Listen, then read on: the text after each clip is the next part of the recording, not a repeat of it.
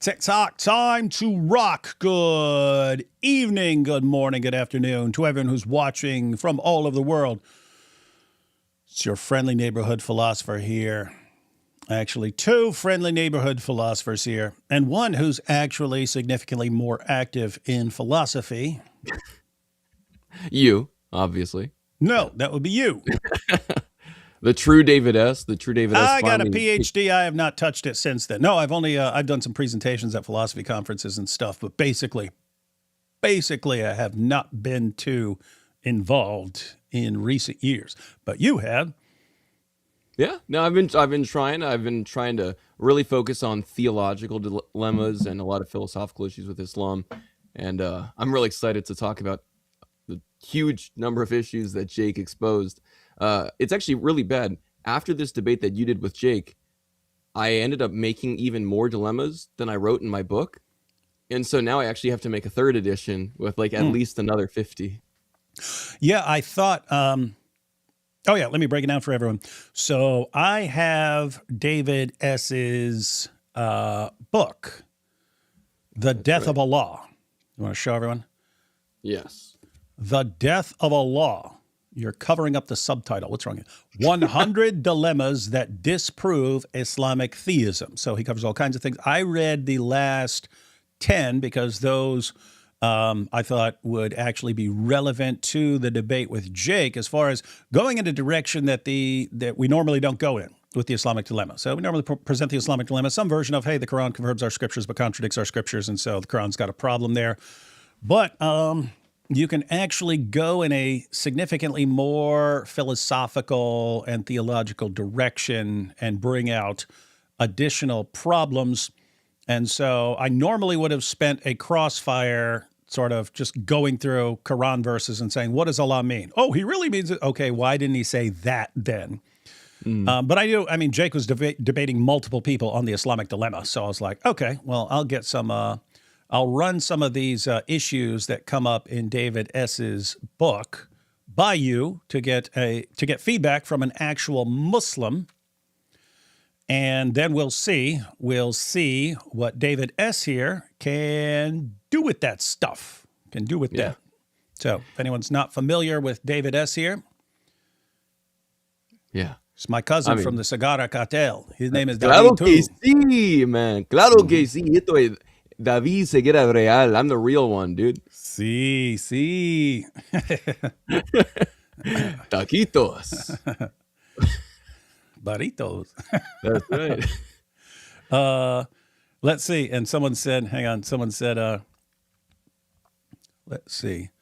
Just the 10 dilemmas. Korain is riddled with dilemmas. His book is actually 100 dilemmas, but he covers a bunch of different topics. So the last 10, I'd say probably 7 or 8 of the last 10 are pretty relevant to discussions of the Islamic dilemma, but again, going in a kind of completely different direction from what we normally go into, uncover some deeper problems. And Jake gave some surprising answers. So we're going to check out my cross-examination of Jake, and then David S. here is going to break down some additional dilemmas and possibly expose poor Jake as a complete heretic, as if we haven't already exposed him already for rejecting everything that Allah says about the previous scriptures in the Quran.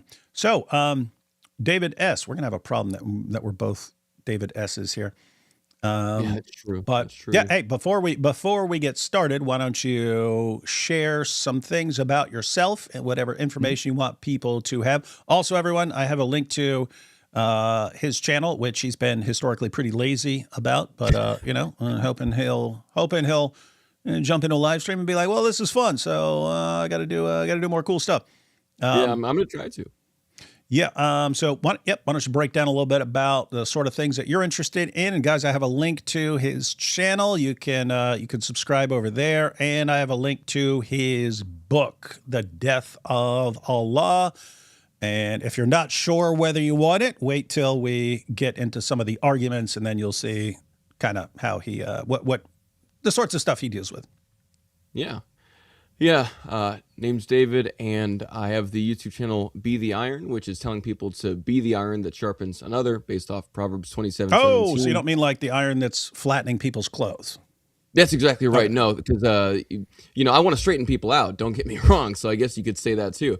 But I was Hang on, trying hang to on, do it hang on. Pause real quick. Pause real quick. Sorry about that. I didn't mean to interrupt, but I just remembered when you were saying more dilemmas came up. Yeah.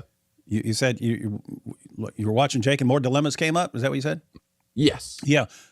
I spotted one that would fit right in with your Oh, 10 chapters there on the Islamic dilemma, and I talked about it, and that it's that by willing the Quran, willing the previous yeah. scriptures to be corrupted, he was making his argument circular. So he could have made it like a not very good argument, but he chose to make it. He chose to make it circular. He deliberately Mhm. chose, according to Jake, to make his argument circular. So I was thinking that could potentially be put in the form of a dilemma there. But anyway, just wanted to point that out. Oh, Yeah. sorry to interrupt. All right, Well, go no, on. actually, I would have considered that the seventh one because my presentation has 6 major ones, and I was gonna wait because I thought you made a meta argument there about Allah. But yeah, oddly enough, so I write a lot of books on theology and philosophy from my time in seminary. I've got narcolepsy, and so that's why you have sleepy seminarian books behind me. Narcolepsy, so I'm just kind of always at the point of exhaustion. But as long as I'm talking about God, I actually don't have any of the effects of my condition, so I don't really need any of my medication as long as I just talk about Jesus.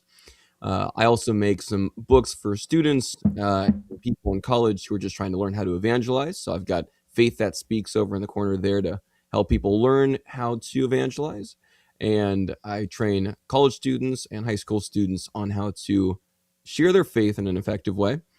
Oddly enough, the original form of The Death of Allah was actually this book. Tiny little book. It was under 70 pages, very small print on each, or very big print on each page. Wasn't much, but so many Muslims responded on Instagram to the one dilemma in this book of 10, because a lot of them were arguing about how to deal with it, that I was like, wow, all of their responses show that there's other dilemmas I haven't covered. So I started to put all of their dilemmas and all of the issues that they brought up against each other into the second edition of The Death of Allah with 100. But then after Jake responded, then I'm like, oh no, there's even more issues with Islam. And I always try to approach things from a philosophical and theological lens, because I think it's good whenever there's a 50-50 in someone's mind. Maybe a Muslim's reading the Quran, they're like, well, I really think these verses are kind of ambiguous, which they're not, by the way. The Torah and the Injil are preserved. But imagine if a Muslim is saying, all right, I'm 50-50 on how I should interpret this. Then usually they go to theology. And they're like, well, obviously, Allah would not will the preservation of those previous books. To which I would say, actually, no, he definitely would, because Allah's will is immutable, unchanging towards his same single attribute. So I always try to buff it up. I was actually kind of inspired after your version of the Islamic dilemma. I know you say you got it from other people, but, besides the point. And I realized, all right, Than, big nerd at Inspiring Philosophy, then did like the Bayesian form of the Islamic dilemma. And I'm like, oh, this is a really good angle to strengthen it even further. And then for anyone who's just hanging on because of theology, I thought we can finally add this to complete the trifecta and really strengthen the Islamic dilemma at every single angle. Obviously, the book's about more than that. It also shows that Unitarian gods make no sense with creation. So it kind of just deals with Jehovah's Witnesses too. But it's hard to say the death of Allah, the God of Jehovah's Witnesses, and Unitarians. So I kind of just kept it on one. All right. So how you want to start? You want to check out the video and then go through some dilemmas, some additional dilemmas? Yeah, let's go through the cross-examination. That little clip that he posted is perfect, honestly. That's there's moments where I don't even have to say anything. So I think a lot of Muslims that are watching right now, you probably could realize some of the issues with his Wahhabi answers. Take these first couple super chats real quick. What is your tamale family recipe? Well, it wouldn't be a secret recipe if we shared it with the world. That's right. Claro. Yeah, we never share those secretos. We were not selling those, especially not for $2. We love it though. AT Ministry said added to cart already. Talking about your book. All right on, brother. Happy to finally see the real David Sagata here. I can't believe that that's all it took. They realized they were missing me all along. Zoot's iron sharpened Momo's rear end sensitivity by 434%. This is very Islamophobic, guys. It's a Christian channel. That's right. And super chat from Jake Butts. No comment, though. Thank you. And all right, let's go ahead and check out some of this cross-examination here. And anytime you want to stop or fast forward or anything else, let me know. Yeah. Next, we're going to go into cross-examination. So this will be a total of 50 minutes. Each speaker will have 25 minutes to cross-examine the other. We'll start with David cross-examining Jake. If you guys can take the high chairs. And want to remind you folks, please do try to avoid eating up the speaker's time. So if this can get lively. So I just want to make sure that whether it be cheers or jeers, whatever it is, just want to make sure that we're not speaking over our speakers. So I've got the timer set for 25 minutes, and this is pretty strict in terms of we would like you guys to maintain just questions when you are asking the other, and then just answers when you're responding. Yeah, good luck when Jake is supposed to be asking questions. Not a chance. Ready for you, gentlemen. Go ahead, David. We had a question here. D. Wood, did Nabil know about the Al-Zut hadith before and after he became a Christian? Not that I know of.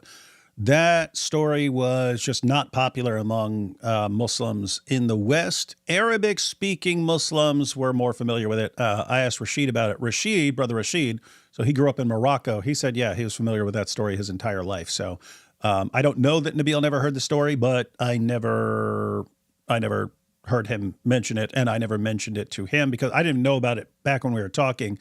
I kind of heard about it later on, usually from people who follow the videos of the Arabic-speaking Christian critics of Islam. And so, yeah, I never even really talked about it until there was a good, solid explanation of the story in English, and that came from Raymond Ibrahim. So, yep, I have no idea, but I have no reason to think that Nabil knew about that story.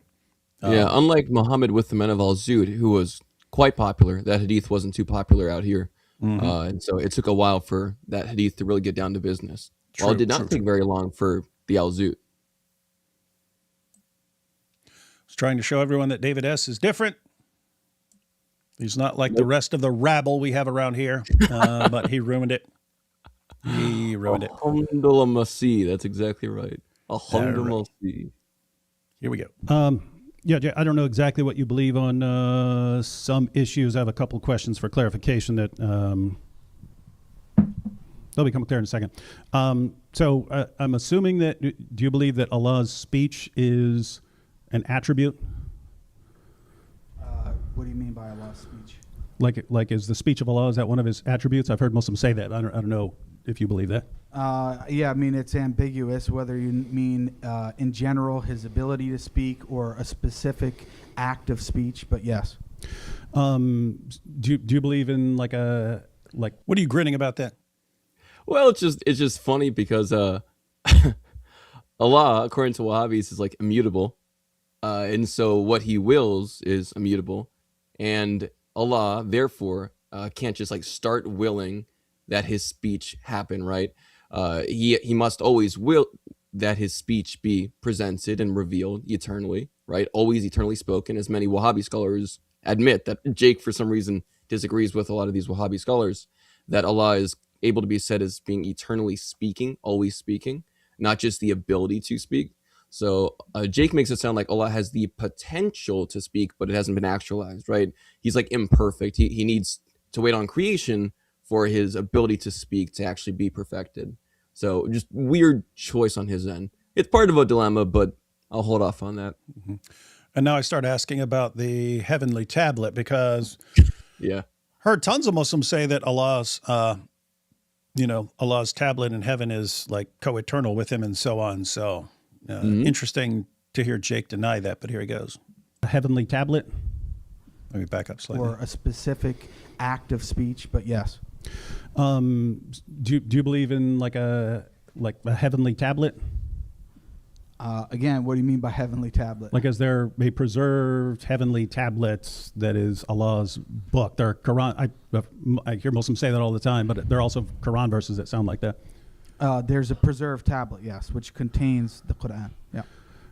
So it contain. So does it contains the Quran? Does it also contain other? Does it contain the Injil and the Torah and everything, or is it all? Yeah. So it contains all those. So is that in their languages? Is it like in Hebrew and Arabic, or is it in some like heavenly language, but then gets like translated for revelation? No, whatever the original revelation was revealed in. So you believe the That's heavenly wild. tablet contains like Arabic? Yes. Is that? And you have an entire dilemma based on that. Interesting. Yeah. Yeah, like the fact that Allah's, revelation of his attribute of speech is actually dependent on human grammar.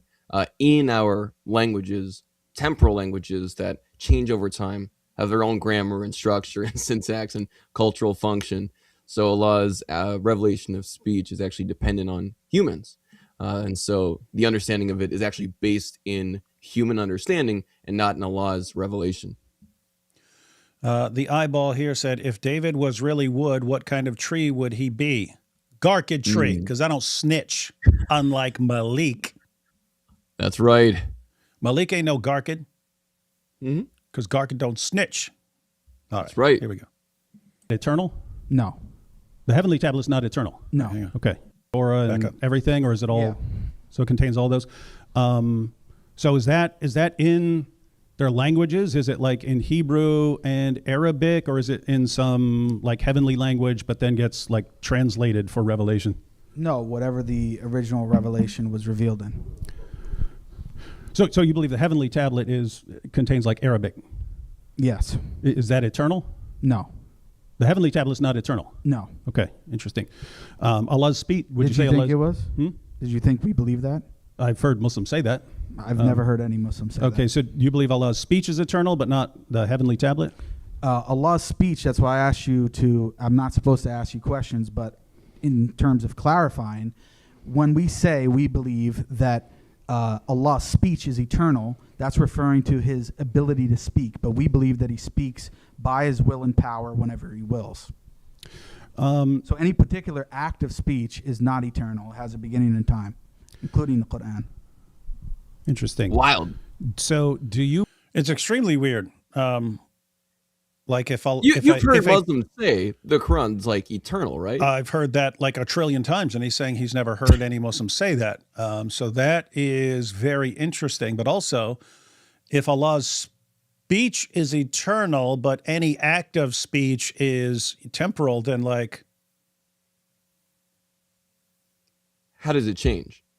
yeah, I mean, if his speech is eternal, then he's been speaking for eternity. But if you're saying like the revelations only came later, what was he saying for all eternity? And I don't know. It's weird because and we'll get into what the Wahhabi scholars, I've got it there just so people can see where Jake clearly is disagreeing from his own tradition. So we'll get to that. But it seems like Jake is kind of misunderstanding what even some of the Wahhabi scholars are saying here. Because even when some of them say Allah chooses and wills whenever he wills to do what he wants, that's a Wahhabi idea, right? He just like wills whenever he wills. He doesn't have to do something eternally, but he is eternally speaking, right? Otherwise, him having like these individual acts of speech would mean he's going from non-speaking to speaking, which changes his immutability. His will is no longer immutable. It's changing regarding his speech. And so really what Jake should be saying is Allah's speech, the words and all of it, the Quran is eternal in Allah's speech, but Allah chooses to reveal this eternal speech at certain moments in time. Like that would make more sense, but for some reason Jake doesn't say that, and I'm sure a lot of Muslims No, were and confused by he that goes too. against that. And even the heavenly tablet was created. It has a beginning. Yeah, interesting. Good to know. Oh, actually, I just realized I don't have the full. Just realized I don't have the full.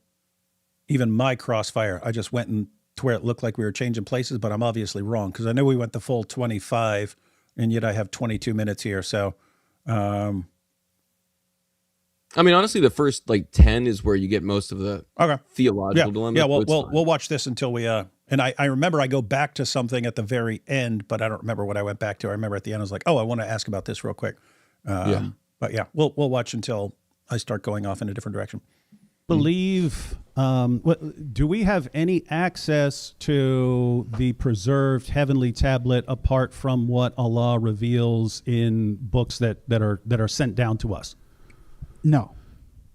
So the books that we have are sort of the only reflection of the heavenly tablet. That we have access to. Okay. Does Allah will the preservation of his speech?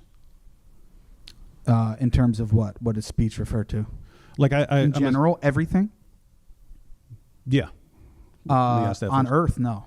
Okay. So Okay, not on pause Earth, that but for a second. Holy moly, dude. Oh, you like that, eh? He just said Allah does not will the preservation of his speech, which obviously is the Quran, the Injil, the Torah. He does not will the preservation of his speech on earth. Like, so even when I made my presentation, I tried to be really nice about this, because then later on in this thing, he ends up changing his mind. He contradicts himself like 2 minutes later. I think he realizes that what he said doesn't make sense. But right here, he just said, for all the Muslims in the audience and all the Muslims online watching, all the Christians online watching, he just said Allah does not will the preservation of his speech on earth. But here's the issue. As we know, and I'm sure as some of the Muslims in the audience talk to you about afterwards, Allah wills all things. That happened. Oh, yeah, I think that's what I got back to at the very end. I started asking, so did he will that his speech be corrupted? I think I went to that and started asking him about that. Yeah. Which again is like weird, because if you're going to say that Allah wills all things, right? Then by saying Allah does not will the preservation of his speech, you can't just say, oh, it's kind of passive, right? Like Allah doesn't will its preservation in a passive sense, you know, it's not that he's actively willing its corruption. Well, no, Allah wills all things. So if Allah is not willing its preservation, Allah would be willing actively its corruption, given the fact that Allah wills all things that come to pass. Yeah, and that's what I got back to at the end. Did he actually will the corruption? If it's human beings who are changing it, and he's the one who decides, you know, who goes astray and this and that, did he will the corruption of his own scriptures and so on? Yeah, interesting stuff.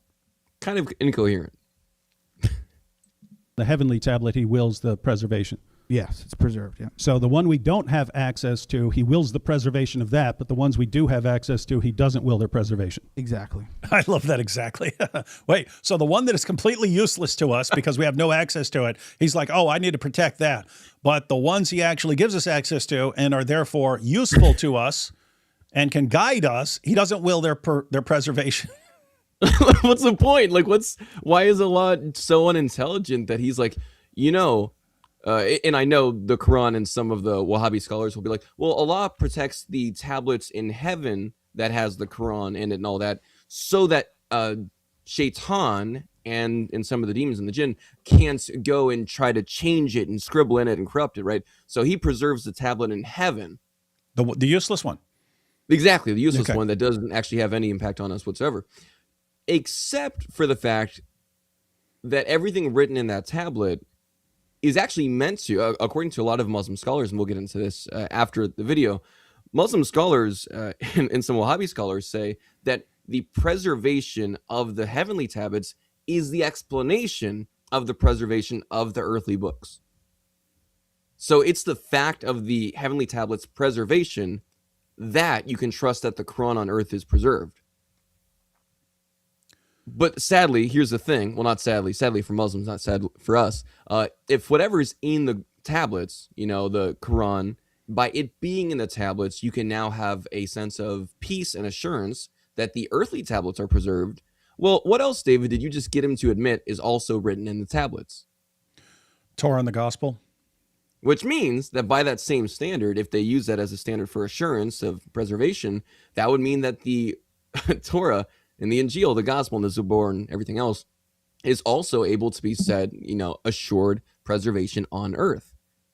If a Muslim tries to say, no, the reason that it's preserved in heaven, it's not arbitrary or stupid or random, it actually assures us of the preservation of the Quran on earth, then the same goes for the Injil, Torah, Zabur, and the rest. So if a Muslim tries to make that switch, that's not going to work for them. It is pretty wild that, so everyone here, if you're following this, Allah has his preserved tablet in heaven, which he made at some point. It hasn't always existed. He made it at some point. So he made this heavenly tablet, and the heavenly tablet that he made contains all of the books that he revealed to human beings. So the Torah, the Zabur, the Gospel, any other books, and the Quran as well, and has them in the original languages in which they were revealed. So you have the heavenly tablet, and then you have the books on earth. Now, Allah could have willed to preserve his heavenly tablet, or he could have willed to preserve the books here on earth, or he could have willed to preserve both of them. Instead, he didn't care about the books on earth, let them be corrupted, and he preserves the heavenly tablet, which we don't have access to. It's hikmah. It's hikmah. You don't get it. It's hikmah. It's like a high hikmah kind of thing. That's some high-level hikmah there. Yeah, this is reaching Ali Dawa levels. It's like we're getting up there. We're reaching the top of the barrel. That's for sure. Of that, but the ones we do have access to, he doesn't will their preservation. Exactly. Well, that's interesting to know. So one is technically useless to us, you would say, but the other one that we have, he has not willed the preservation of his earthly books. Yeah. That could be kind of another Islamic dilemma. The heavenly tablet is perfectly preserved, but useless because we have no access to it. The earthly books, he did not will their preservation, and so they're corrupted, but, we can't really tell what's corrupted and what's not, and so they are, as far as knowing what we're supposed to do, kind of useless. And so useless and useless, that's what Allah has left us with. Great. Awesome. Thank you. It makes sense. I mean, Powerful goodness, stuff. like what one generation after Muhammad, people said that you cannot say you've memorized the whole of the Quran because much of it has been lost. So, yeah, we have like historical reasons to maybe affirm that dilemma, which, believe it or not, I did turn that to a dilemma in the presentation. Well, that's because we don't believe in the concept that any time that somebody is going to sit down at this table and start writing something with their own hand and claim it's from God, that they're going to be struck with lightning and killed. I mean, That's exactly what I heard Muslims say about the Quran for years, that not particularly that, but every time someone sits down to write out the Quran, Allah miraculously intervenes and makes sure he gets every single letter correct. Doesn't that mean that he's like willing the preservation on earth? That's what it would sound like. All right, I rewound it again just so we can. He has Gives us not some context. willed the preservation of his earthly books. Yeah, well, that's because we don't believe in the concept that any time that somebody is going to sit down at this table and start writing something with their own hand and claim it's from God, that they're going to be struck with lightning and killed. I mean, this is a ridiculous way to try to understand how God is preserving his word. We don't believe in that. So Allah's preserving the Quran would not be sort of part of Allah's nature. What do you mean by his Like, nature? as far as you said, preserving the earthly scriptures is not part of Allah's will. So it's not something that like necessarily follows from it's it. not something that he has to do. It's his choice. Interesting. So he can choose to protect his earthly revelations or not choose to preserve his earthly revelations. Exactly. I don't see any reason why it would be required that God would have to preserve all of his earthly revelations. I don't even think you believe in that as a Christian. So the earthly revelations that we have are sort of inherently unstable reflections of the heavenly tablet, but they haven't. There's nothing within Allah's will that necessitates that they be preserved accurately. there's nothing within Allah's nature that requires that he preserve any scripture. He willed to preserve the Quran. He did not will to preserve the entirety of the original. What's up? Are you raising your hand? 2 minutes ago, no, I was just shocked that he actually said that. Like 2 minutes ago, you got him to say, I remember him saying that Allah does not will the preservation of his speech on earth. And now 2 minutes later, he's saying Allah willed the preservation of the Quran, but then ceased to will the preservation of the Torah and the Injil, apparently pretty soon after he sent them in. And also not just that, but also the 144,000 prophets. I guess every single time he gave them a message, then he just kept on willing that it was with them until they died. Then I guess now there's no leftover message or remnant that anybody on earth can find, even an iota or a little dot or scratch or anything. So apparently Allah has failed 144,000. I'm not a math professional, but 144,000, and then the Zabur, the scrolls of Abraham, the Torah, and the Injil. So 144,004 times Allah has failed to will the preservation of his speech, or he has succeeded in willing their corruption. Why on earth would I think that when he sends the Quran, all of a sudden he's going to just start saying, you know what? All those other things, they're not related to my character, my nature, my general disposition, or my evaluations. This book, though, this Quran, this is different. I'm really going to try to preserve this one. Like, what assurance do Muslims have legitimately? I don't see the assurance that any Muslim could have about anything with the Quran or anything in their faith whatsoever. It's ridiculous. It is pretty weird. 144,004 times that you fail. Yeah. I mean, it's like, as you pointed out, it would have to be like the gospel would have had to been corrupted pretty quickly because we have no record of any gospel that agrees with Islam. And so you've got Allah saying that he gave the gospel as a guidance for mankind. That would sound like his will. I'm giving this because I want this to happen with it. But then he wills that it be corrupted. Isn't that weird? It's like, hey, I will to give David S. a cup of water. Ha ha! I smacked it out of my own hand. Now he'll never get what I said I wanted him to have. Wait, what? What? Yeah, and again, the worst part is, remember, his will is immutable, which also goes with him, so it's like an eternal attribute. So Allah is eternally willing to prevent himself from doing the thing that he says he wants to do. Especially if you get into like the two different wills of Allah. One is just the universal will. So everything that happens is Allah's will, including stuff, as Muslim scholars say, stuff he doesn't want to happen. Like all the stuff or stuff he doesn't like or doesn't love, but he is eternally willing that those things he doesn't like or love happen. So apparently he's just like, oh, I can't stop myself from stopping myself. I need to fail. I have to lose. Allah has this weird internal struggle going on. Like, I want to do this, but he's like self-sabotaging. I really want to do this. Shut up. You won't do that. Yes, I will. I will do that. No, too bad. Shut up. I'll never let us do that. Maybe that's the explanation for the plural pronouns. He's got all these different wills that are fighting, and in this part of his will is like, I want this scripture to be a guidance for mankind. Like, under no circumstances will I allow this to be a guidance for mankind.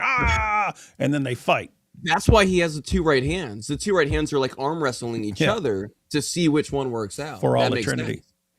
Alhamdulillah. This makes a lot more sense. I think that's clear. The worst part is you're actually about to get him to admit that there's this division of Allah's will. I'm pretty sure it's like right after this. Mm-hmm. So it's really interesting how this plays out. There goes Tawheed.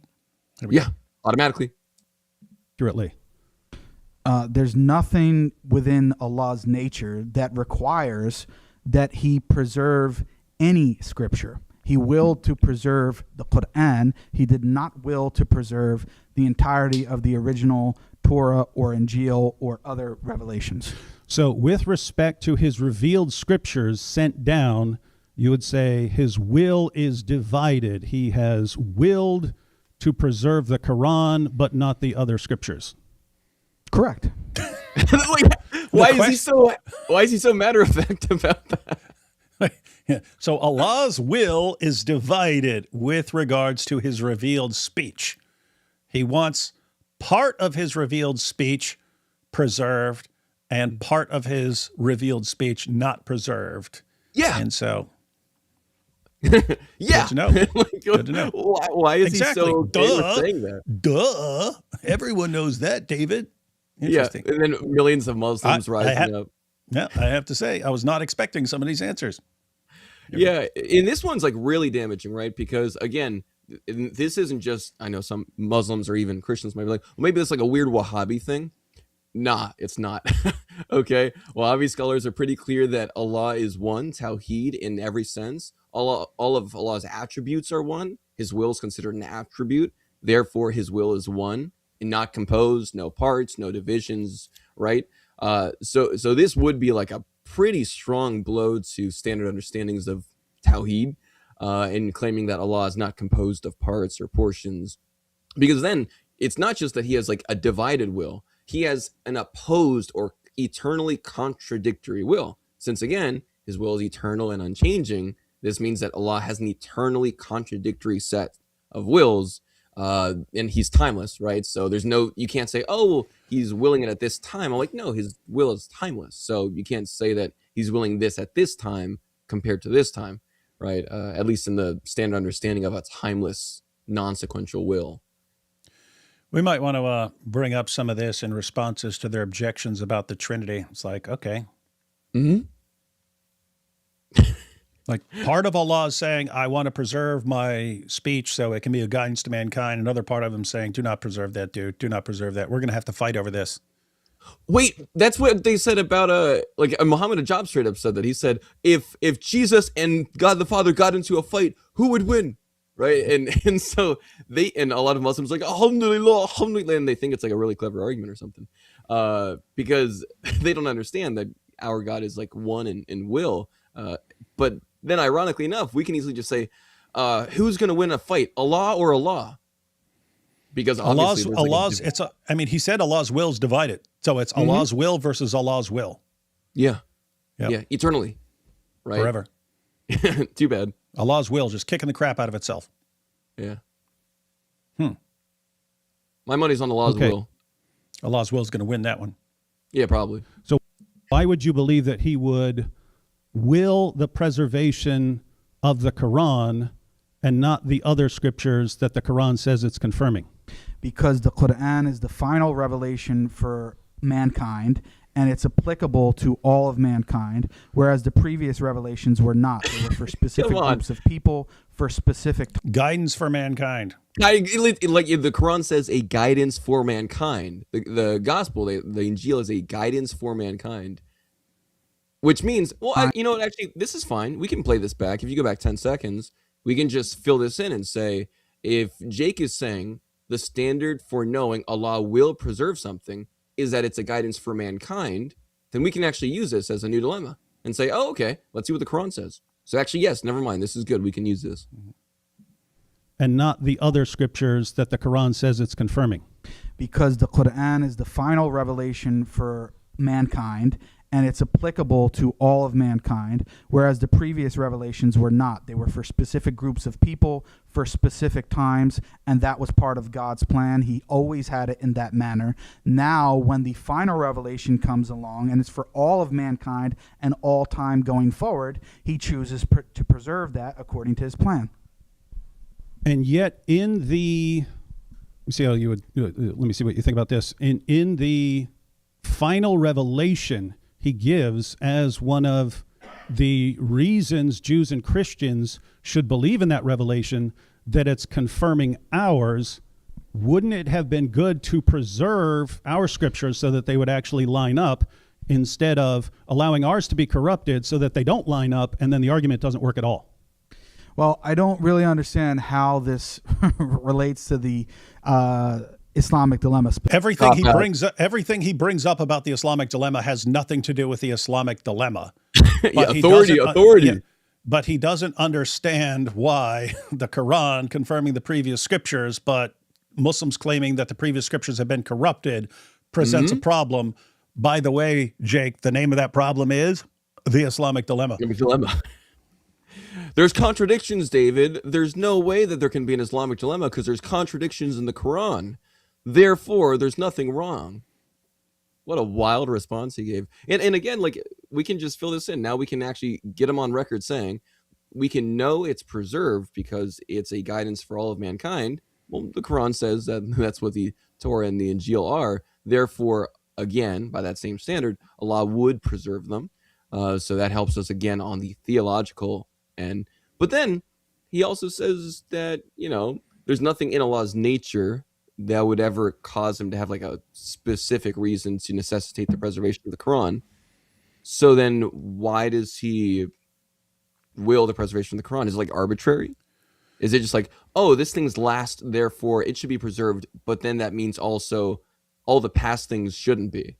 Like, Allah could have just willed the preservation of the past things and the final revelation. There's no reason he has to will the last revelation and not will the preservation of the previous ones. There's no reason, right? Yeah, Same it would with be the like heavenly tablets. Yeah, it would be like on the issue of abrogation. There are Quran verses that abrogate or cancel other Quran verses. That doesn't mean that he has to make those abrogated verses corrupted. He doesn't say, oh, now they don't apply, so therefore I need to corrupt them. I need to make them corrupt.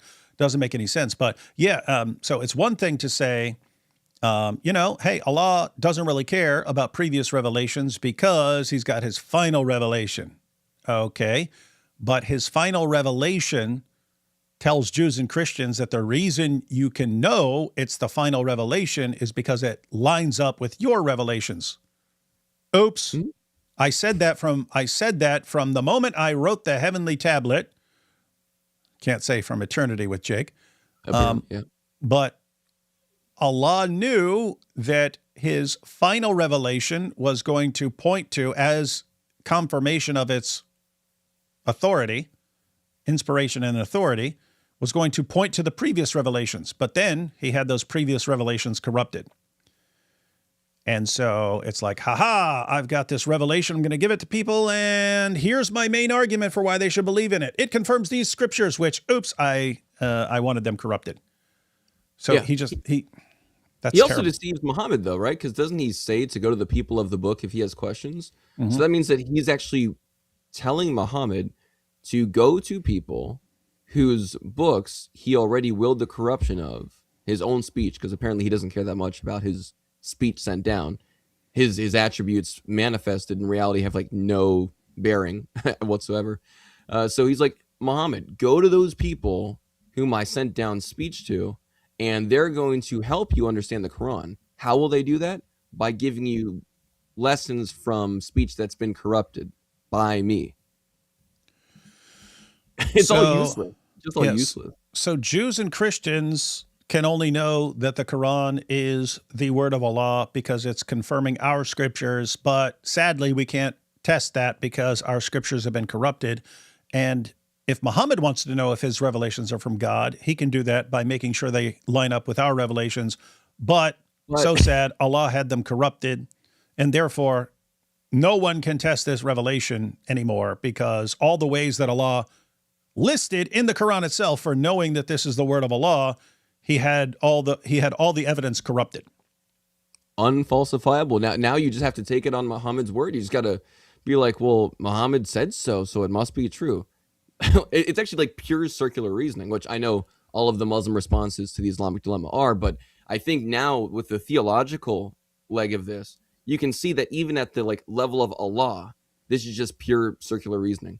Why can you trust the Quran? Because Allah said so. What about the arguments that Allah gives? None of them work. Why? Because Allah willed for none of his arguments to work. Well, why would Allah will for all of his arguments in the Quran to not work and also to be factually incorrect? Why would he will incorrect information that's with bad arguments, low intelligence arguments, to be in the Quran, his speech, because Allah has eternally willed that he has low intellectual arguments and fallacious reasoning in his revealed speech in the Quran. Why? I don't know. Allah willed fallacious reasoning. Yeah. Alhamdulillah. Powerful stuff. That's the proof. specifically. I mean, it's not really directly on the point. Observe our scriptures so that they would actually line up, instead of allowing ours to be corrupted so that they don't line up, and then the argument doesn't work at all. Well, I don't really understand how this relates to the Islamic dilemma specifically. I mean, it's not really directly on the point, but I'll answer it anyway.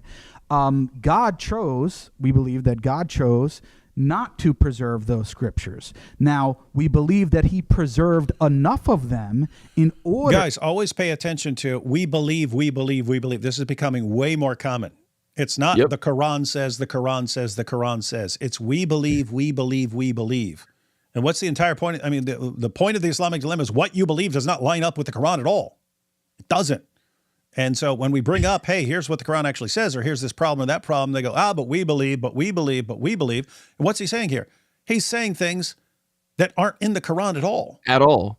And, like, where did Allah say that you cannot trust the Torah and the, like, it's so stupid. Those scriptures. Now, we believe that he preserved enough of them in order for the Jews and Christians, or previous peoples who followed previous books and laws that he sent down, he preserved enough to be able to point towards the truth of the Quran. So now hold on a minute. The previous scripture.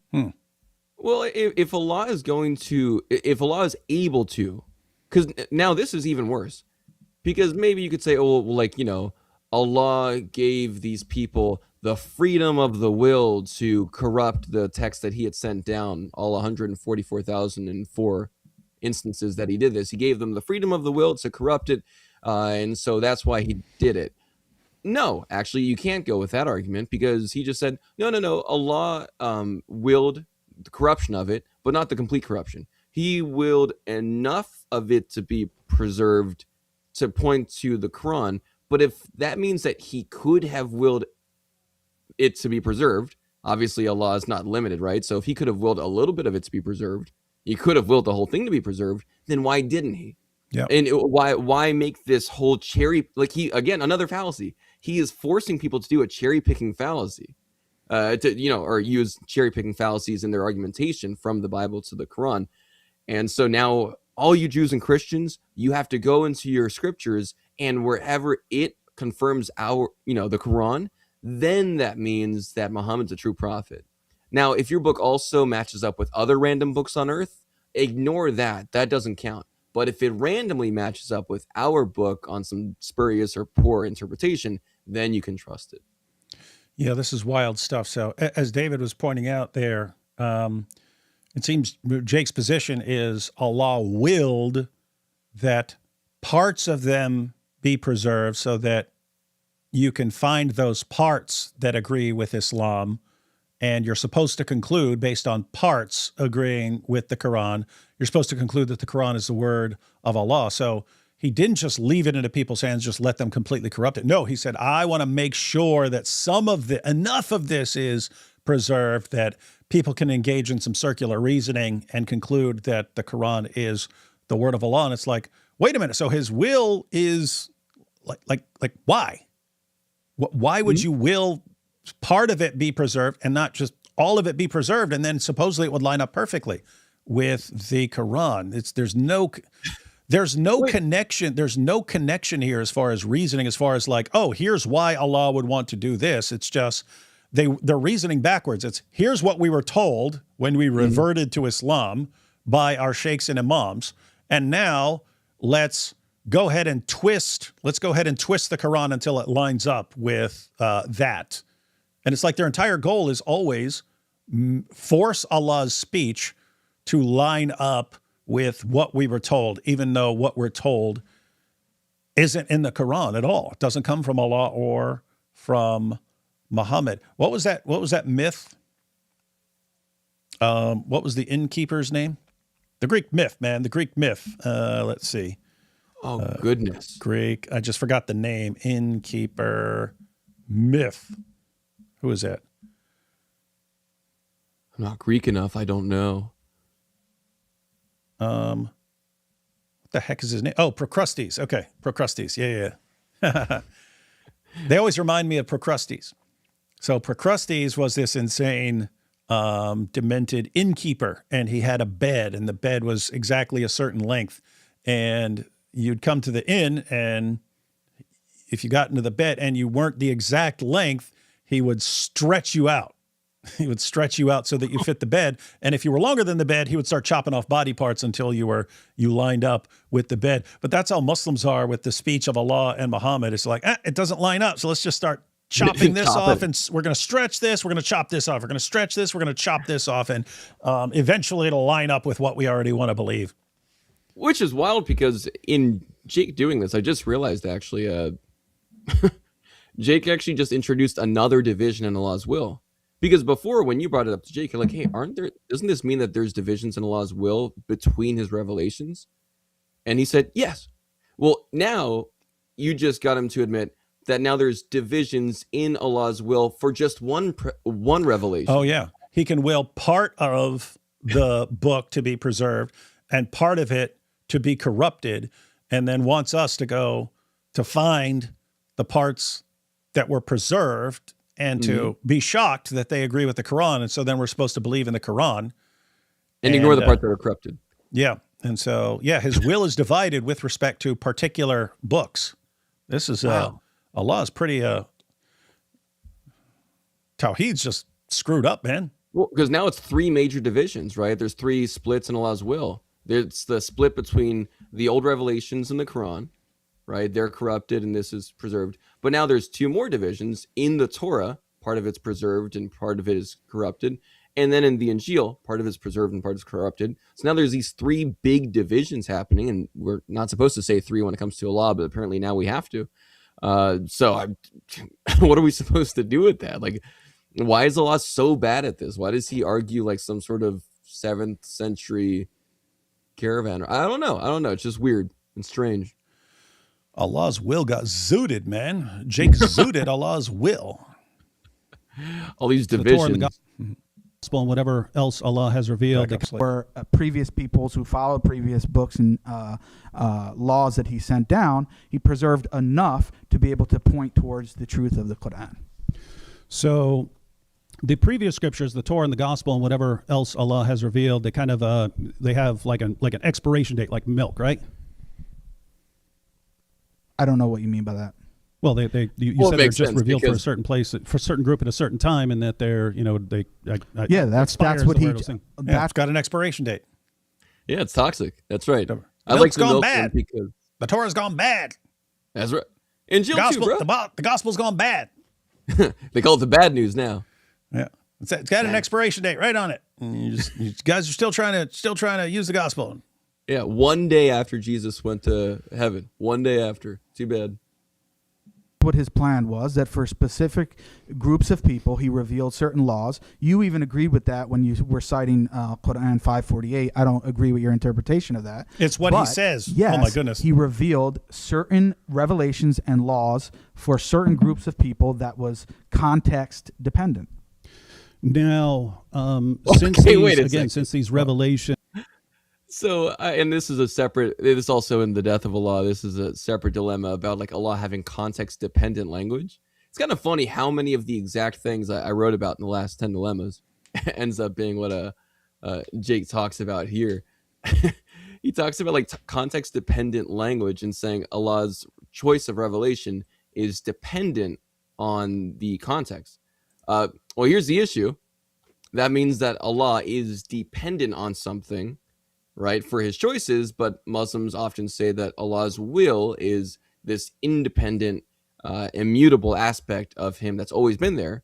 So his will about revealing speech at a certain point in a certain way or whatever else shouldn't be dependent on context.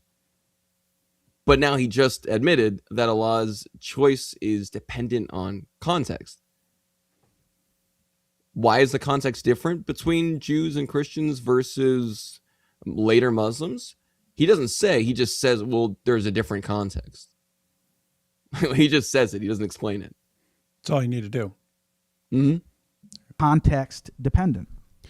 now, since these revelations expire, then when Allah is saying in the Quran to Jews and Christians, hey, how are you rejecting this guy's revelations when they confirm your revelations?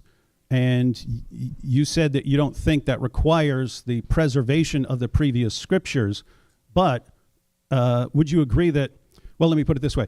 If Muhammad came along and said, hey, look, I'm just this guy from Arabia, and I'm receiving revelations, and they actually line up with your revelations on all these fundamental doctrines and stories, isn't that amazing? Then they could look at those and say, wow, that is amazing. This guy came out of nowhere and his revelations line up with ours. But since Allah allowed those revelations to be corrupted, and it requires picking and choosing, well, this part is real, this part is not, wouldn't that make Allah's argument circular? Like, we have to assume that it's from Allah and then go to our scriptures, take out all the parts that don't line up, and then we say, wow, it's amazing that what's left over, once we take out all the parts that the Quran doesn't line up with, it's amazing that it all lines up after we take out all the parts that don't line up. What's the question? Oh, so the question is, so one, by not preserving the previous scriptures so that they don't line up, and thus requiring that we assume that the Quran is the correct word of Allah, then we go to our scriptures and we ignore the conflicts because we just toss those out because he didn't protect those.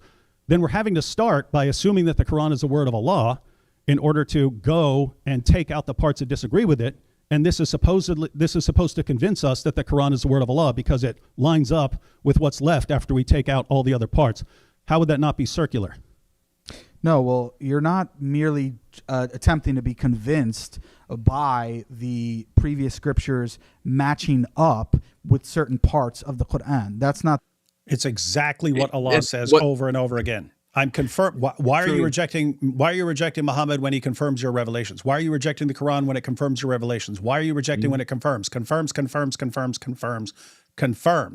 then we go, does it confirm? And Jake says, no, it doesn't. It's only the parts that agree with it, which is true between any two books. You pick any two books, are going to be parts that agree with the other book and so on. So, so here I was getting to, why did he choose a circular argument over a non-circular argument? So Allah, they should make an argument out of it. Because he's one, he prefers a circle. It had to be a circle. Yes, if he were triune, he would prefer triangles, but he loves circles. Actually, wait, that fits though. He loves circles, so he loves circular reasoning. He would want premise, conclusion if he's triune. And so he would actually want a logical syllogism. Allah's like, it's true because I say so this time. Until he says it's not true anymore a couple centuries later, apparently. Merely the argument. We believe that the prophet, I know that you don't believe. Did you catch it again? We believe. And then he says, I know you don't believe. Why? Well, Allah gives his reasons for me to believe, and you say they're all wrong. Yeah. It's wild that, a lot of these Muslims, when they argue with atheists, they make fun of the atheists for relativism, right?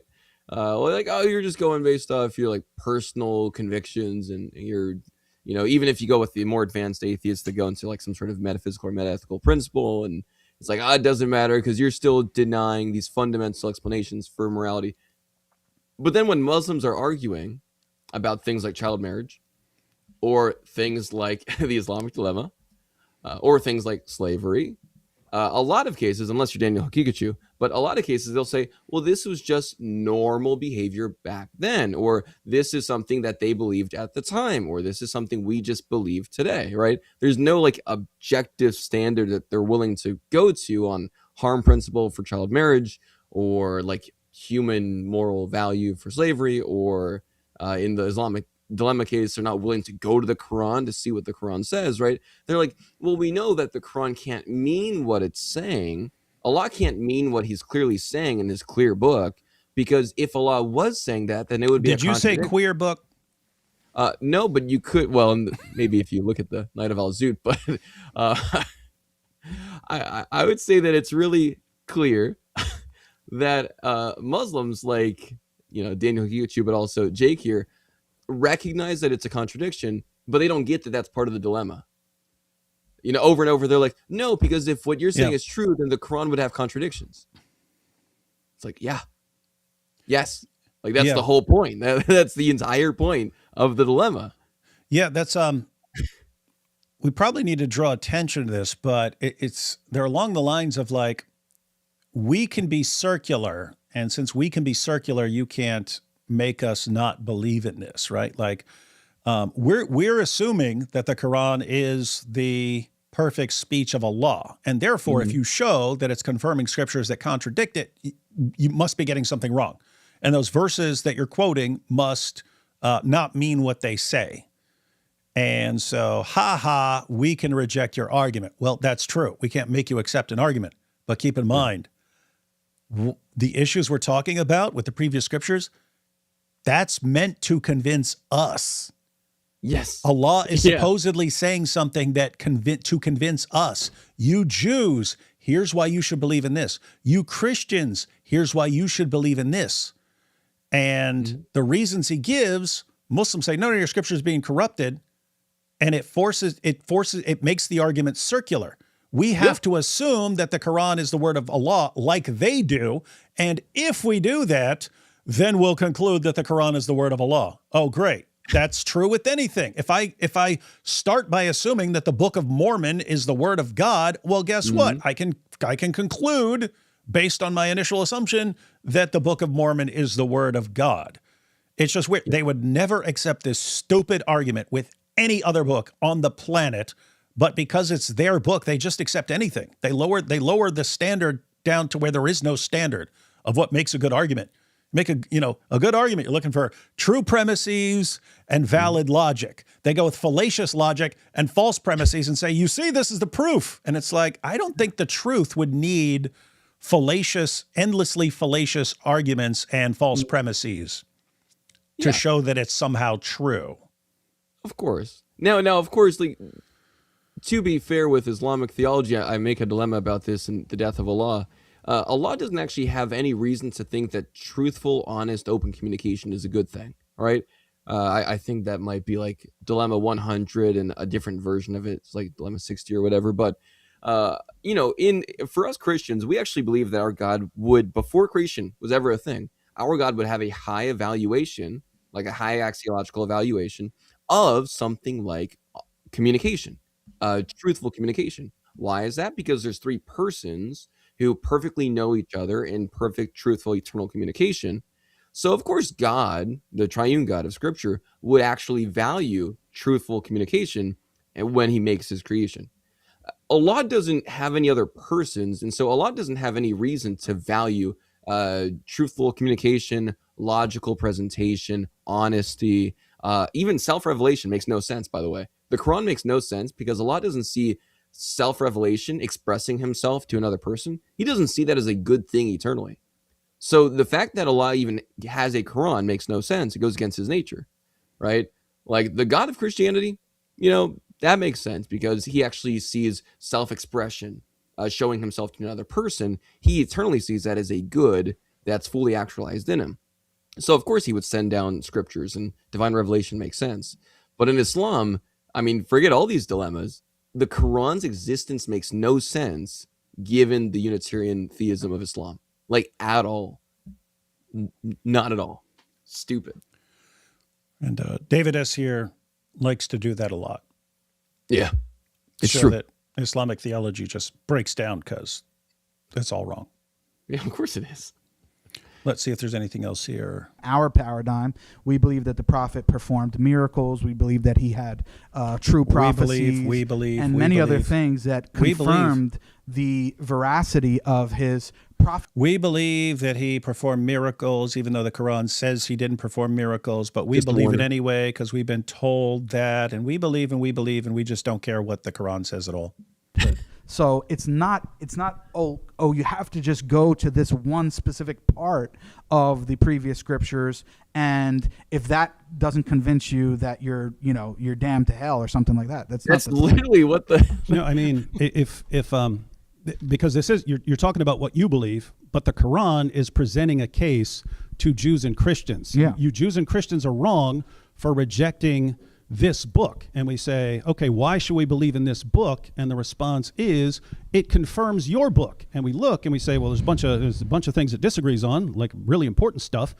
And you're saying, oh, but you're supposed to, those have all been corrupted. Wouldn't that require us to assume from the beginning that your book is the word of Allah, and that therefore we take out the parts that don't line up. No, because there, No. as I was just presenting, there are independent reasons from the parts that line. Independent reasons. So Allah gives as his main argument, it's confirming your book, and Jake has thrown that out. And so there's supposed to be these independent reasons, like Muhammad's miracles and so on, which the Quran denies. And Also, how is that independent? Like, how would that even be considered an independent reason? Wouldn't that be dependent on some sort of like set of hadith sources or something? Yeah, and I mean, it's just so weird. It's Allah saying, here's my reason. And the reason turns out to be completely bogus and circular and filled with like false claims and so on, according to these guys. And then, but what it really means when it says you should believe in Muhammad because he's confirming your book is you should believe in Muhammad for all these other reasons, like miracles, but he didn't perform any. This is just, I don't even know why they think, like, I assume there's some reason inside their heads for why Islam is true. I just can't get them to say what it is.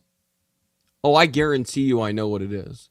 I've been watching a ton of live streams for the last like year and a half, and I kid you not, every time that you or IP or Than or anybody, or actually even I just like Truth Defenders experienced this a couple days ago in God Logic 2, you guys will go through an entire presentation of various dilemmas, Islamic dilemmas, all these things. And then after they'll bring up like Muhammad and scientific miracles. That stuff's nonsense. It's already gone. You bring up Islamic dilemma and they try to find a way to get out of that. When they can't answer it, I think I've seen this on over 20 or 30 live streams. Every single time Muslims will say, well, the Trinity just doesn't make sense. I kid you not.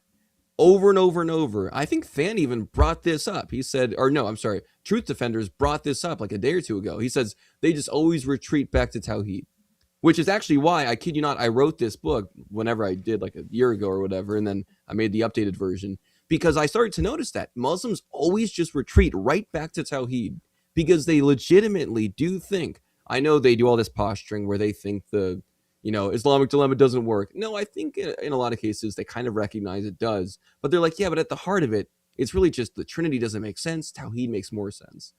And I was like, no, if that's the last leg that all these Muslim callers and Muslim da'is and imams and dawah teachers stand on, is the notion that Tawheed is somehow better than the Trinity, then I was like, forget that. I'm going to make a book that explains that that's just nonsense, because it is. And that's the only reason obviously it's probably like money, and if it's like, Muhammad Hijab, it's probably just Smashing money. hoes. Yeah, exactly right. Going to the club and meeting trans men. But besides that, when you get past all the zoot of it all, you start to realize that a lot of the random Muslims you meet who don't have access to large amounts of wealth and ladies at clubs like the imams do and dawah teachers do, really just, it comes down every single time to Tawheed. So dumb. And it's interesting why they think that Islam matches up favorably with Christianity on this issue of Trinity versus Tawheed is because they've been lied to about what Tawheed is. Yes. And they don't know all the problems associated with it. And they've never heard anything. Oh, it just means oneness. Well, one, no, it doesn't.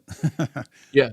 But two, my goodness, if you want to talk about confusing, actually try to understand Tawheed.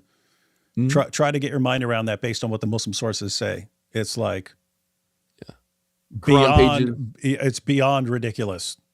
Yeah, crazy right? stuff. You got like crazy a pale man that the Quran is. It's its own person or persons. Yeah. It's you've got Allah. You've got Allah, and Allah. The reason they say Allah's speech is eternal because Allah's speech originates from within Him. Right? He's speaking it out. This is part of Him. So this is an attribute of Him.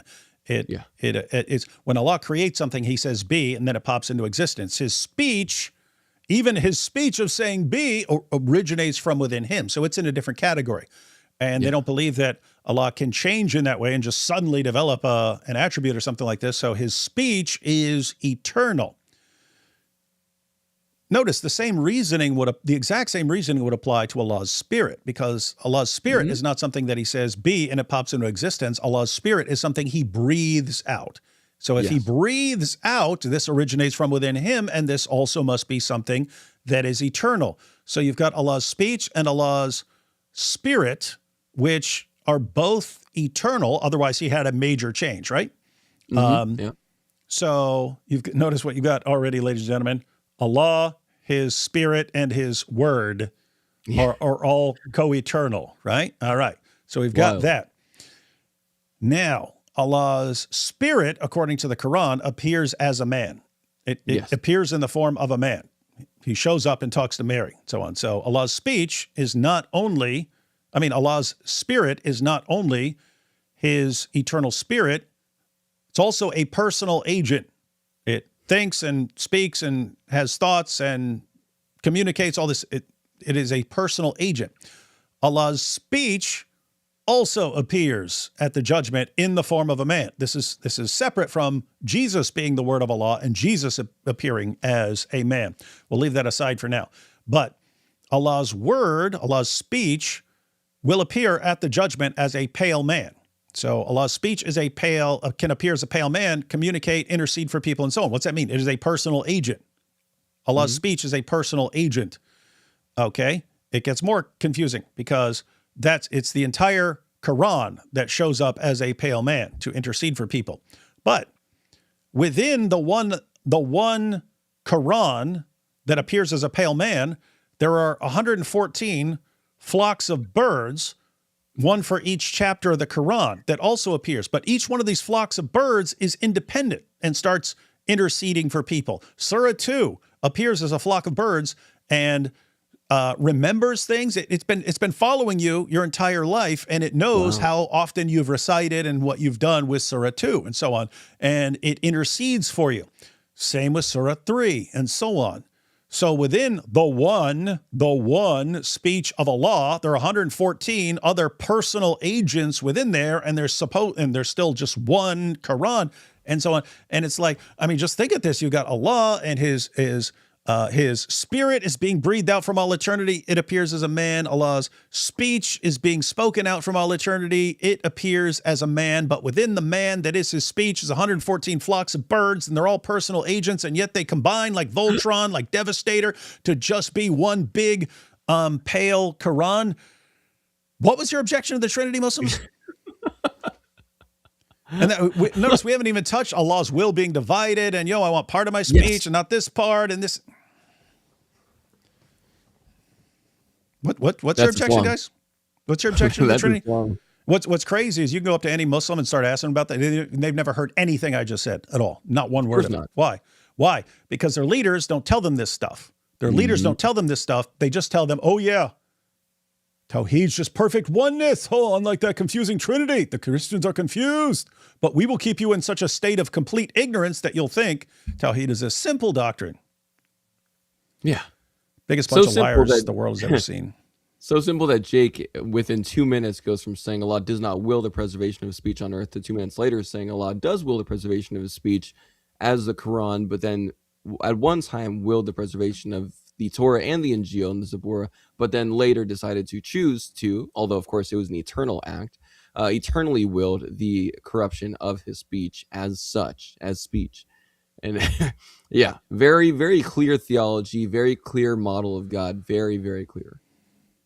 All right, let's see if there's anything here worth Up listening or to. don't line up, and what you just mentioned, there are independent reasons that the Quran gives, not only for Jews and Christians, but for anyone who reads it, for why it's true and why the prophet was a true prophet. I'm talking about this particular argument. Hey, you should believe in him and his revelation because he's confirming your revelation. I'm looking at that. I'm going, this doesn't line up with my revelation. And your response is, we'll take out the parts that don't line up with the Quran, and then it'll match up perfectly. Wouldn't that be true of any two books in the world? If I had one book and I had another book, wouldn't it be true that if I took out all the parts in the first book that don't line up with the second book, then they would agree? And am I supposed to say, wow, this must be from God? Yeah, if you believe, just said, for yeah. example, that Yeah, he did. the He just said, Prophet yeah. Muhammad was prophesied in the scriptures that you have now. Corrupt scriptures? Yeah, exactly. If you believed that he was prophesied in there, and If I believe that he's prophesied in corrupt scriptures, okay. Is there Then anything? you'll come to believe that he's proprophesied. Do we need to continue with this, or should we No, go on no, to we Islamic can, dilemmas? Okay. All right, guys. So you actually can you can watch more of that, and I eventually later on in this you can watch this over on Modern Day Debate. But I eventually get back to some of this and ask him basically if Allah isn't just passive and not willing the preservation of his scriptures, but if he actually willed the corruption of the previous scriptures. So you can check that out. But we want to get to some of these extra dilemmas that we see. All right, you want me to put this up on the screen? Yes. All right, what do we got here? Yeah, hang on. Yes. Hang on. 1 second. Oh, you can get us up there too. Yeah, you'll have to tell me. I always have trouble with this because I never learned programs, and then I just try to figure it out while I'm live, and I don't know what all these buttons ever do. Let me see here. What if I do this? Wait, no. What's that? What did I do? You. Okay, that's not that. Hang on. What if I do this? All right. Let me see if I do this. Aha. Hey. And that. Aha. All right. Nice. Now where do you want us? We can just go on the corner of the left side or something. Yeah, top left corner should be good. Up here? Yes. All right. Now I can always move us around if we need to. I'll make us a little smaller. Let's go. Yeah. And the cool thing is we actually talked through some of these, so we'll be able to breeze through some of it. But I wanted to show the Wahhabi sources so that people can know, hey, Jake might not be as consistent with the whole Wahhabi thing as he makes it out to be. Because Jake made some wild statements that not only would Wahhabis... Look what you just did. Look at that. Look at All that. right. I'm just going to, since you're just jumping from side to side with your slides here, I'll just be moving this around as we're going through there. So we're good to go. Yeah. I'm sorry to be blocking up this beautiful Arabic. Yeah, this wonderful Quran.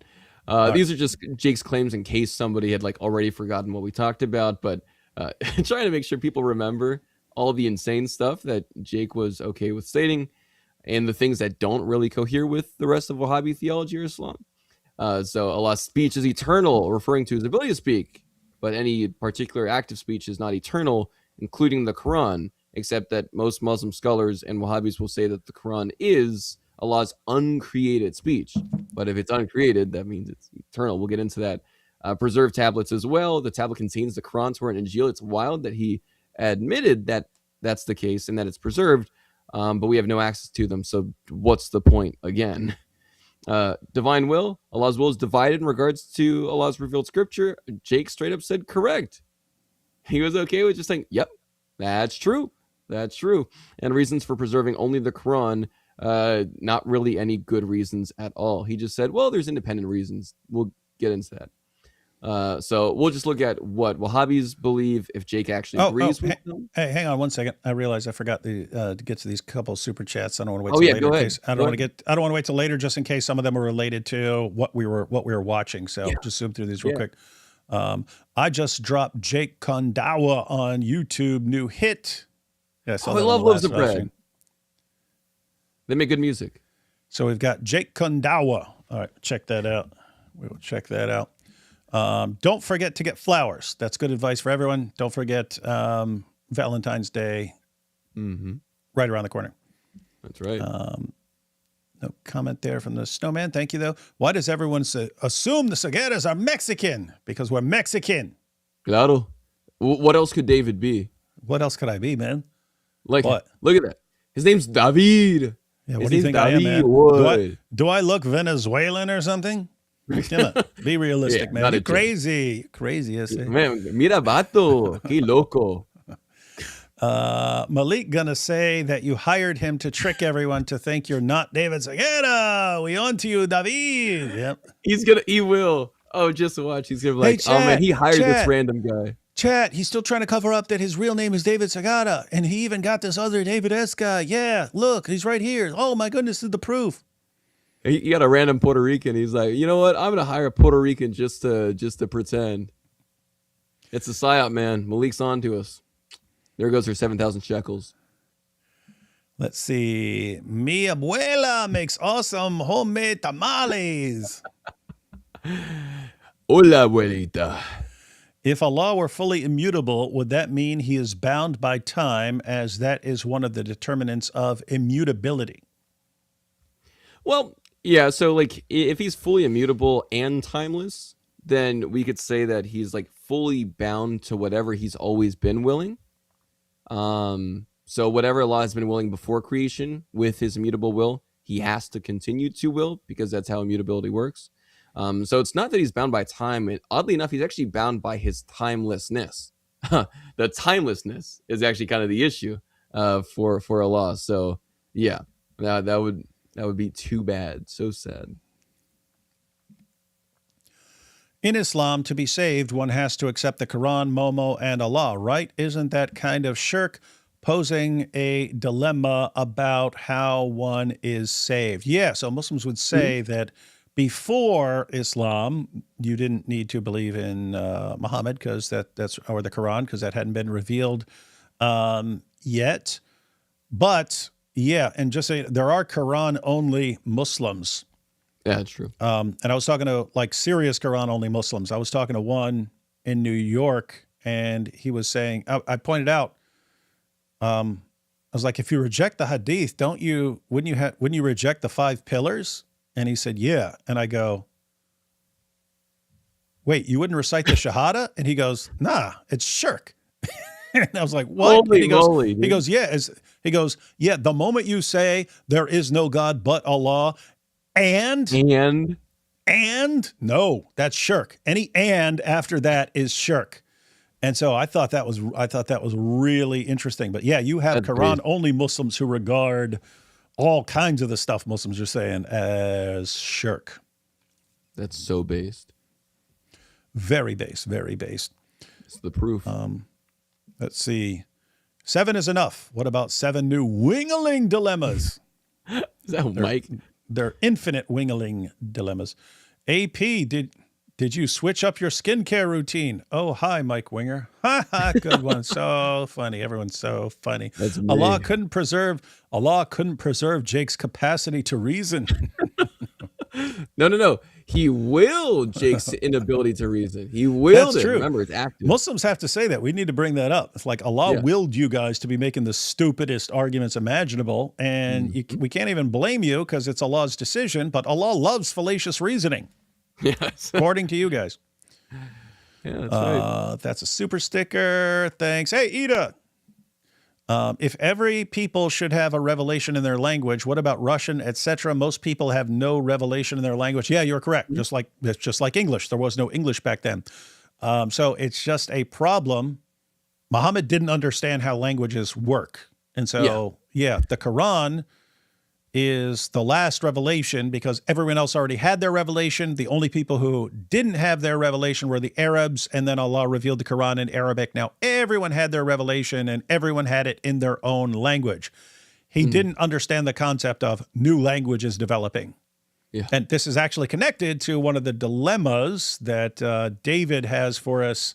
I don't know if you're covering it here, but I know it's I know it's in your book.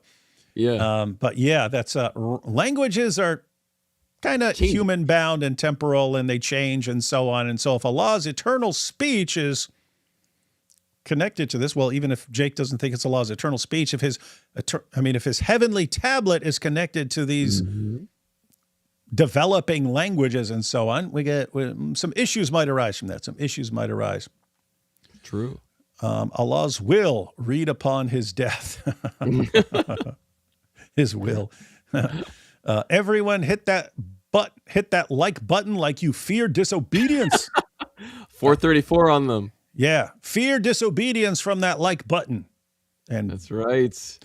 David and David are the satanic verses and the men of Al-Zut on the heavenly tablet. Yes, they are. Because just so you know, the heavenly tablets aren't just the written revelations of Allah. The heavenly tablets have every single event that has ever happened and every single thing that's ever happened in the history of all of forever. Written 50,000 years before creation. What does it mean to write something before time? I don't know. But yes, it does have the Man of Al-Zut written in perfect gold letterings. I'm sure Allah took his time, and the Man of Al-Zut started to mount, and I'm sure, it's very important. It was a necessary event. Being poetic, Dawood 203 is probably part of satanic. Not sure what you mean by part of satanic, but yeah. Sunan Abu Dawud 203. That's the eyes are the leather strap of the anus. Powerful stuff. The gospel has 4 chains, but mutawatir is great. Mm. It's always funny because it sounds like mutawatir. Mutawatir. Mutawatir. Yeah. That should be. I think you know they know what- about that. Hey, you know what'd be funny? We should make like in convenience stores, they have like beside the register those like ooh, take this pill and you'll last all night long and stuff like that. We should make them in a drink and call it mutawatir, and we'd probably become millionaires from all the Muslims. Like this will help you go all night long, like the men of al zut. I already came up with that for you can't call it Zut juice. That sounds gross. But Zut Energy. I wanted to make an energy drink called Zut Energy. And it'll say will help you go all night long like the Medival Zut. But mutawatir would be funny. Mutawatir. It's help you, with your 3 hours with your 3-hour wife in the hotel. Well, hotels do actually have little places where you can sometimes get some water and a couple refreshments over at the bar. So you could just offer that up to a bunch of hotels in England. Apparently, that's very popular right now. Mm-hmm. I'm sure Momo Hijab would be quite happy about that product. Him and I mean, Ali Dawa's already been advertising for Viagra for a long That's right, a time. couple But years. yeah, we could get Mohammed Hijab and Ali Dawa to do the marketing in their videos and like, by the time I go to my next wife, I'm very low energy, and I don't know if I can really do anything with her. And so, first I tried thinking of the men of al zut, but even that's not working. And so this is why I got mutawatir. And awesome commercial, millionaires. We're That's instant great. millionaires. Wow, that would be a really good idea. We could sell that. Muslims We would could buy it. definitely sell that. They'd give that to their dais, and then they'd use it on weed. Yep. These concepts can be hard to follow. Any tips? Oh. Well, yeah, I have to say, I mean, not everything's for everyone. So you can always focus on things you're interested in. If you actually want to learn it, but you want to go slowly, go slowly. Get some introductory stuff and start working through that very, very carefully. What do you got there? I made like a small companion guide. I just use it for anyone who wants to learn how to do evangelism. So it's super introductory. It's just, how do I talk to atheists, Muslims, Mormons, and Jehovah's Witnesses, like a couple groups to talk to. And so this is the companion guide. It gives you here's some good questions to ask these people so you could have a good conversation. Or, when you're talking to people and like some Muslims, here's some good verses to bring up if they say Jesus never claims to be God. Right. So it's just like a good thing you can kind of carry around with you. I had to make the companion guide because the original version I made ended up being a little bit too large. So instead I was like, well, you can't carry that around. That's dumb. So I instead got this so you can actually carry it around, and you got some journaling at the end. Obviously, we both have studied philosophy at our own times. It's not like this stuff kind of just happens. You're like, oh, I understand how theological and philosophical arguments work. Like, no, this is a process, right? This is a slow. So read the scripture, read the Bible often, because the Bible is filled with Jesus reasoning with people, and even the Pharisees argue with him. So trying to understand how our Lord communicates with different people is a really good way to start. And then, find some books that teach basic communication theology, and then start talking to people. I learned a lot of stuff just from talking to Jehovah's Witnesses, talking to Muslims. It just helps a lot. Dais say Jesus spoke Aramaic. Find him in Quran. Well, yeah, Jesus would have spoken Aramaic, but it's just funny because they'll say they have a problem with the Gospels being in Greek, which was the sort of universal language of the time. It had been spread by Alexander the Great's conquest and so on. But you've got this double irony here about them complaining about that. And the two ironies are, one, according to the Quran, the book Jesus brought is the Injil, which is an Arabic transliteration of the Greek word euangelion. Injil doesn't come from any Aramaic or Hebrew word. It comes from a Greek word, euangelion. So according to the Quran, Jesus' book was in Greek. At least it had a Greek title for some reason. So that's one odd thing. The other odd thing is, you can't go to the gospel because That's in Greek, and Jesus spoke Aramaic. Okay, Aramaic is not Arabic. Why does he speak Arabic? Why does he speak Arabic in the Quran?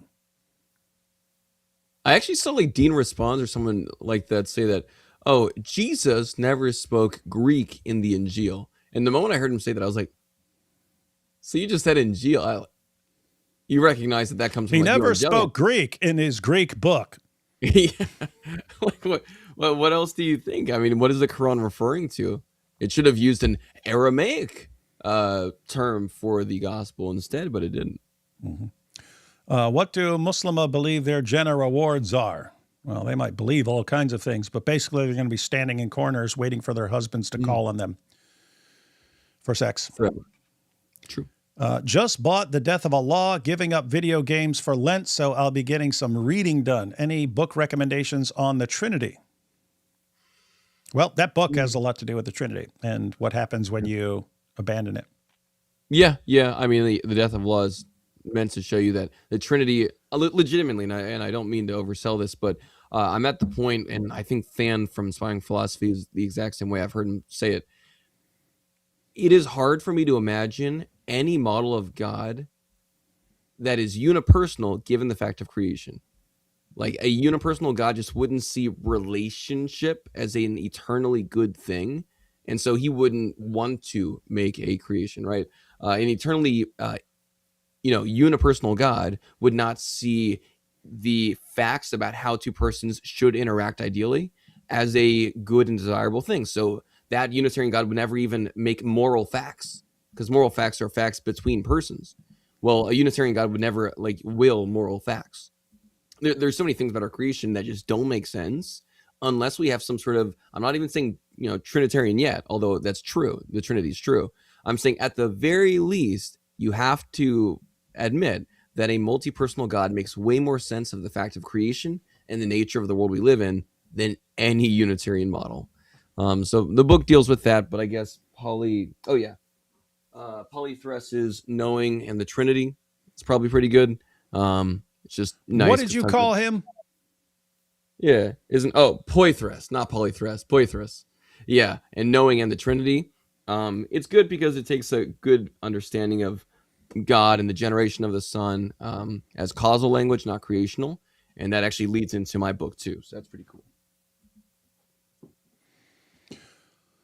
Right. Let's see. Aren't they just following the example of Muhammad? Just made it up as he went, then declared it to be the word of Allah. Yeah, I was just talking about that in an after party after Avery's debate went live yesterday. And one thing I've noticed, and I don't think we pointed out enough, when they're saying, what is the Quran's position on the exact meaning of authority and so on, and we say, well, he says the Torah is the authority for Jews and the Gospel is the authority for Christians. They have to judge by those things, and that the Bible is the authority over whether the Quran is the word of Allah. So that's all authority. Now, but if the Quran says that jizya will be imposed, then it's saying that something from Islam will be authoritative and so on. And so you can't reconcile that with the gospel being the authority for Christians, because it's saying that this can be imposed on the Christians, and therefore what Allah says over here must not mean. They seem to think that we believe that the Quran has some coherent position, and we're trying to get to the coherent position. No, it's the Islamic dilemma shows that the Quran is incoherent. And the fact that your job as Muslims is to come up with a coherent position that accounts for all these verses and actually makes sense and doesn't self-destruct Islam. Yes. We've debated you over and over again. You have not been able to do that. So what we're left with is the Quran is just incoherent. So, got to point that out. But yeah, that ties into Muhammad just making it up as he went along. That's a super sticker. Thank you. Hey, back, David. Oh, that's Ida again. And AT Ministries. Anyone else notice how Mike Winger started exposing abusive Christian leaders years ago? And then David did his stream exposing an abusive Christian leader, almost like David wants to be like Mike. No, if I were like Mike, get canceled. Yeah, if I were like Mike, I would just attack everyone I'm jealous of, but I don't do that. All right, ready to jump That's back right. into this? Are we okay over here, at least until the next slide? We're going to switch sides with everything? Well, now I don't even want to answer it because it's going to switch again. That's all right. We're just going to keep moving, everyone. Yeah. Yeah. For each of the claims, there's only like 4 big claims that I'm going to focus on. The, Allah's speech, preserved tablets, preservation, divine will. Actually, just the first 3. Fourth one, Jake didn't even make an argument, so I'm not even going to like pretend to, respond to that. But I'm just going to say what Wahhabis believe. Is Jake consistent with that? And even if he is consistent with them, does that lead to some contradictions? And number 3, what are some new dilemmas and some old ones from my book that can come about? It seems like, again, every time that my dilemmas are tested, then Muslims always find a way to show another issue with Allah, to show another issue with the Quran. It just over and over. It's amazing. It's like a wealth of loss. It's just like a wealth of failure, which makes sense because it's Allah that we're talking about. And so we'll see this here, but are any of Jake's answers heretical? Short answer, yes. Long answer, super yes. Some of them are that Allah has a divided will, which again is a serious issue for Tawheed. As a matter of fact, I kind of feel bad. You'll never hear me say this again, I don't think. But I kind of feel bad for Daniel Hakikachu, because Daniel Hakikachu and Jake just had this like really large debate, right? And Jake was just laying into Daniel Hakikachu, saying, "You're a heretic. You've got all these wrong positions. You're a kafir. You're a kafir." And then Jake does this debate where he says that Allah has a divided will. And I was like, I kind of feel bad for Daniel, right? Jake was able to get all these people to kind of hop on the bandwagon to attack Daniel's positions. Now, yeah, some of Daniel's positions don't fit with standard Islam. But then Jake, very next day, goes around and starts saying Allah has a divided will. So, I don't know. You probably won't hear me ever say ever again in my life that I feel bad for Daniel. But for this instance, I kind of did. I was like, Hard to it's feel a bad for heretic calling a Daniel. heretic. Or like all of this, just all of it. Allah does not will the Quran's preservation. Allah wills the corruption of his own attributes and his own acts of divine speech. Like, it's pretty heretical. I don't know why you're feeling bad for Daniel. You should be feeling bad for Allah, man. Well, that's true. He gets all these debaters and these people that all of the Muslims cheer and support, and they're like, "These are our champions." And every single time a Muslim gets a champion, he goes against Allah. It's actually Like interesting. Usually when clockwork. you raise up champions, it's to go against your enemy. But every time Muslims raise up champions, they go against Allah. It's interesting. Interesting concept. Or at least they go against the Quran, which is Allah's speech. So Allah's speech, simply put, is just, this is just summarizing all the junk that Jake said. We already heard all this stuff, right? It's eternal, but his individual acts of speech are not eternal. Allah's speech is...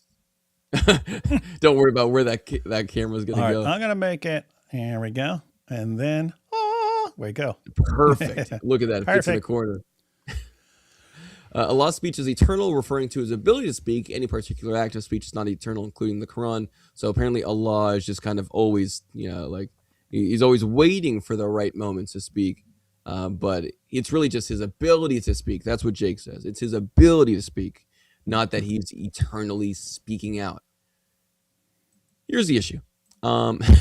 So all these different sources, and I'm not going to go through them because this is just for the audience to see. These are a bunch of the Wahhabi scholars and a bunch of the different scholars looking at Wahhabi sources who say that Allah has always possessed, these attributes such as knowledge, sight, hearing, speech, which neither cease nor expire. So these just also ironic using the word expire for milk, right? But also, again, the Quran is the speech of Allah, not created. Wherever it is recited and wherever it is written, it does not change, does not transform, it does not alter. So if the Quran is the speech of Allah and it's not created, that means it's always been with Allah, right? It's always been truly with him. But then even if you go to some other scholars' Authory archive, which has all these different Authory scholars and Wahhabi scholars, they cite even some Ash'ari scholars who correctly describe, like Wahhabi and Salaf belief. Our path is the path of the Salaf who follow the Quran, Sunnah, and the consensus of the Ummah. Among their beliefs is that Allah has always been complete with all his eternal attributes, which neither cease nor expire. He has always been knowing with his knowledge, seeing with a sight, hearing with a hearing, speaking with a speech. speaking. It's an act. It's an action. It's not a passive potentiality. It seems to be very clear that it is an active, real reality. And also, they go on to say the Quran is the speech of Allah, as are all His revealed books, which means Allah has eternally been speaking all of these books. The Injil has always been on the mouth of Allah. The Torah has always been spoken by Him, right?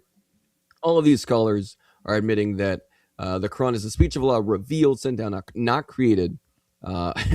And others might say Allah created speech in a location or situation. So the Salaf are like, no, that's crazy.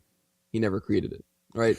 So all these scholars that are Wahhabi, because that's what we have, right? An Athari Salafi, so that's what Jake is.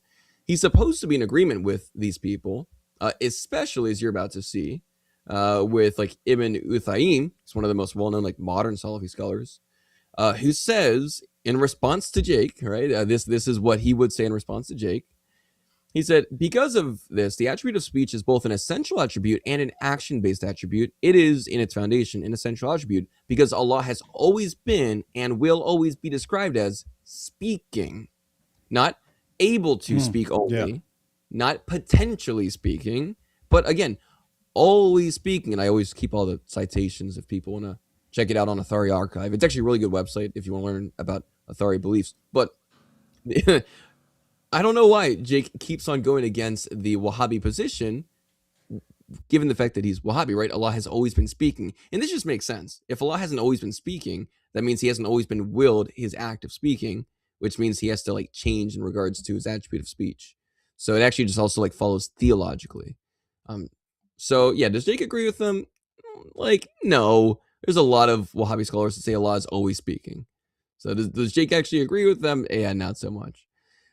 Could you say some might say the Quran and Allah's other acts of speech are just that, just acts of speech? Yeah, maybe. But a lot of them also say the sense of acts of speech is kind of like pulling back a curtain, right?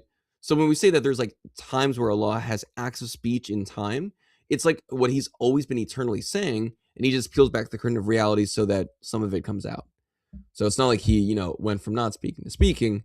But if someone like Jake says that, then that means a lot changed, which again is a pretty big issue.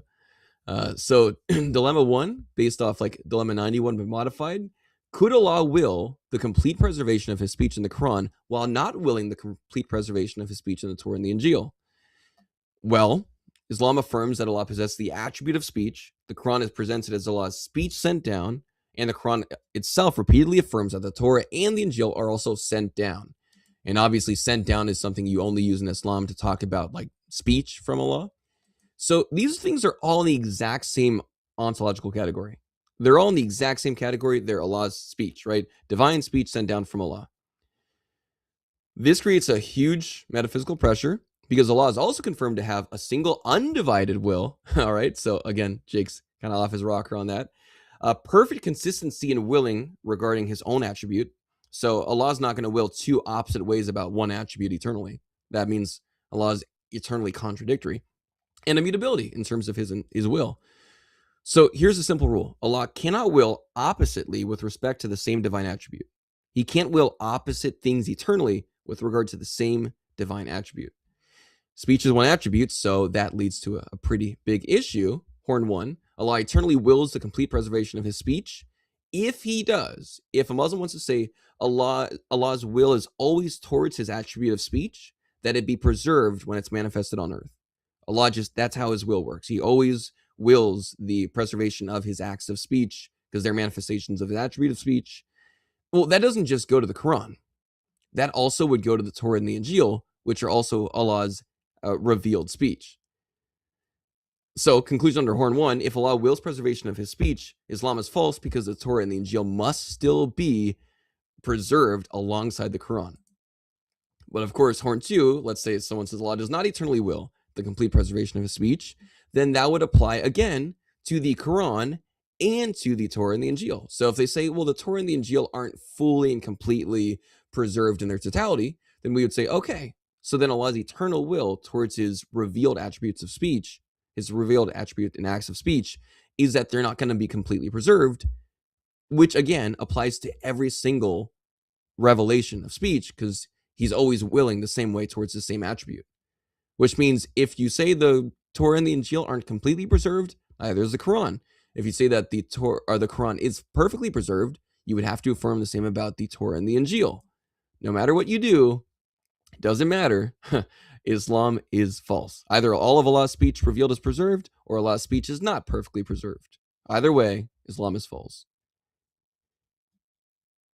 Again, I'd love to see Muslims, even outside of like Jake's Wahhabi circle, try to actually deal with some of these dilemmas, just so I can maybe see if there's a way to strengthen these. But Allah's will is always going to be immutable, and based off it being based on, from his divine wisdom regarding the same attribute, which is his speech, he'll always will the same way, because it's always using the same attribute of wisdom to will towards the same attribute of speech eternally with an immutable will. This is just to strengthen the Islamic dilemma even further, so that, no matter what camp Muslims are from, because in the Death of Allah, I also have the first 50 dilemmas are just based off different camps of Islam. So Wahhabi or Salafi, Ash'ari, Mu'tazila, and all the other different ones. So these ones can apply in different ways. But even like a second dilemma, this one's really simple. All divine speech shares one ontological status.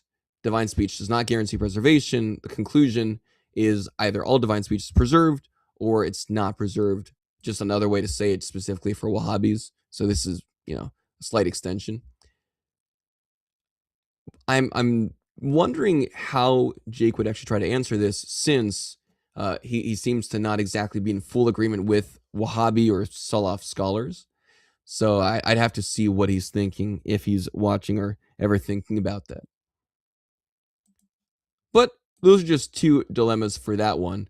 And the next two dilemmas would be for the preserved tablets. So any questions on that first couple? Who are you asking, me? Or anyone in the audience. I wasn't sure if anyone sent in any questions or super chats about those ones. We've got some super chats. Anyone have any questions on anything presented here so far? He's gone through two. Now he's going on to some preserved tablet dilemmas. Let's see. No, they're all arguing with some dingaling who keeps spouting complete nonsense over here. Oh, okay. Nice. Perfect. I see all those random people. All right, that's cool. Nice. Yeah. Preserved tablet. So this one actually pretty simple. He said, preserved heavenly tablet exists, which contains the Quran, Torah, and Injil, written in their original earthly languages, and we have no access to the heavenly tablets. So what do the Wahhabi scholars say? They claim that, actually, this is really interesting. So Imam Ibn Jarir al-Tabari, he's not a Salafi himself, but a lot of authorities and Salafis will cite him to support their beliefs. Well, he's one of the goats of commentators. Yeah, it's like pretty amazing. And what he ends up saying is the speech of Allah uncreated, no matter how it is written, where it is recited, or in what location it is read, whether it is found in the heavens or the earth, whether preserved in the preserved tablet, written in the tablets of children in schools, inscribed on stones, written on paper, memorized in the heart, or uttered with the tongue, it remains the Quran. So wherever that speech of Allah is, the Quran, it remains the Quran. Whoever says otherwise or claims that there is a Quran in the earth or the heavens other than the Quran we recite with our tongues and write in our Masahif, or believes differently in their heart, such a person is a disbeliever in Allah, deserving of having their blood shed, dissociated from Allah, and Allah is disassociated from them. Come on, Jake. You're in all kinds of trouble according to Tabari, man. It's like bad, like really, really bad, right? Because now Jake might be thinking, well, I didn't claim that there's a Quran other than, on the heavens or the earth, other than what we recite. But he actually did when he first said, Allah does not will the preservation of the Quran on earth, but Allah does will the preservation of the Quran in the heavenly tablets in heaven. Why does that sound like, there's an other Quran? Well, because Allah's disposition towards these two Qurans is different. So they're going to have different properties or different aspects about them, right? The property of the Quran in the heavenly tablets is going to be that of immutability and preservation, necessary preservation, necessary immutability. The property of the Quran on earth is going to be non-necessary preservation, non-immutability, and at least non-preservation willed by Allah. So yes, you actually could say, now to be very clear, I'm not saying that people should follow through with what Al-Tabari is saying here, okay? I'm not saying that any Muslim should actually listen to him when he says that they should have their blood shed. Jake should not have his blood shed. Seems actually like a pretty okay guy, right? He should not. What I am saying, though, is that Jake made a very big blunder by so haphazardly and, not really thinking about it, saying that the Quran on earth and the Quran in heaven are actually pretty distinct in Allah's mind. That means that they're other than what we recite out of necessity. But again, that's from a well-known commentator. I'm not saying that you actually should listen to this guy. Jake should not be harmed whatsoever, okay? I'm just saying this guy is saying that this puts Jake at a disassociation from Allah and Allah dissociated from Jake. That's all I'm saying.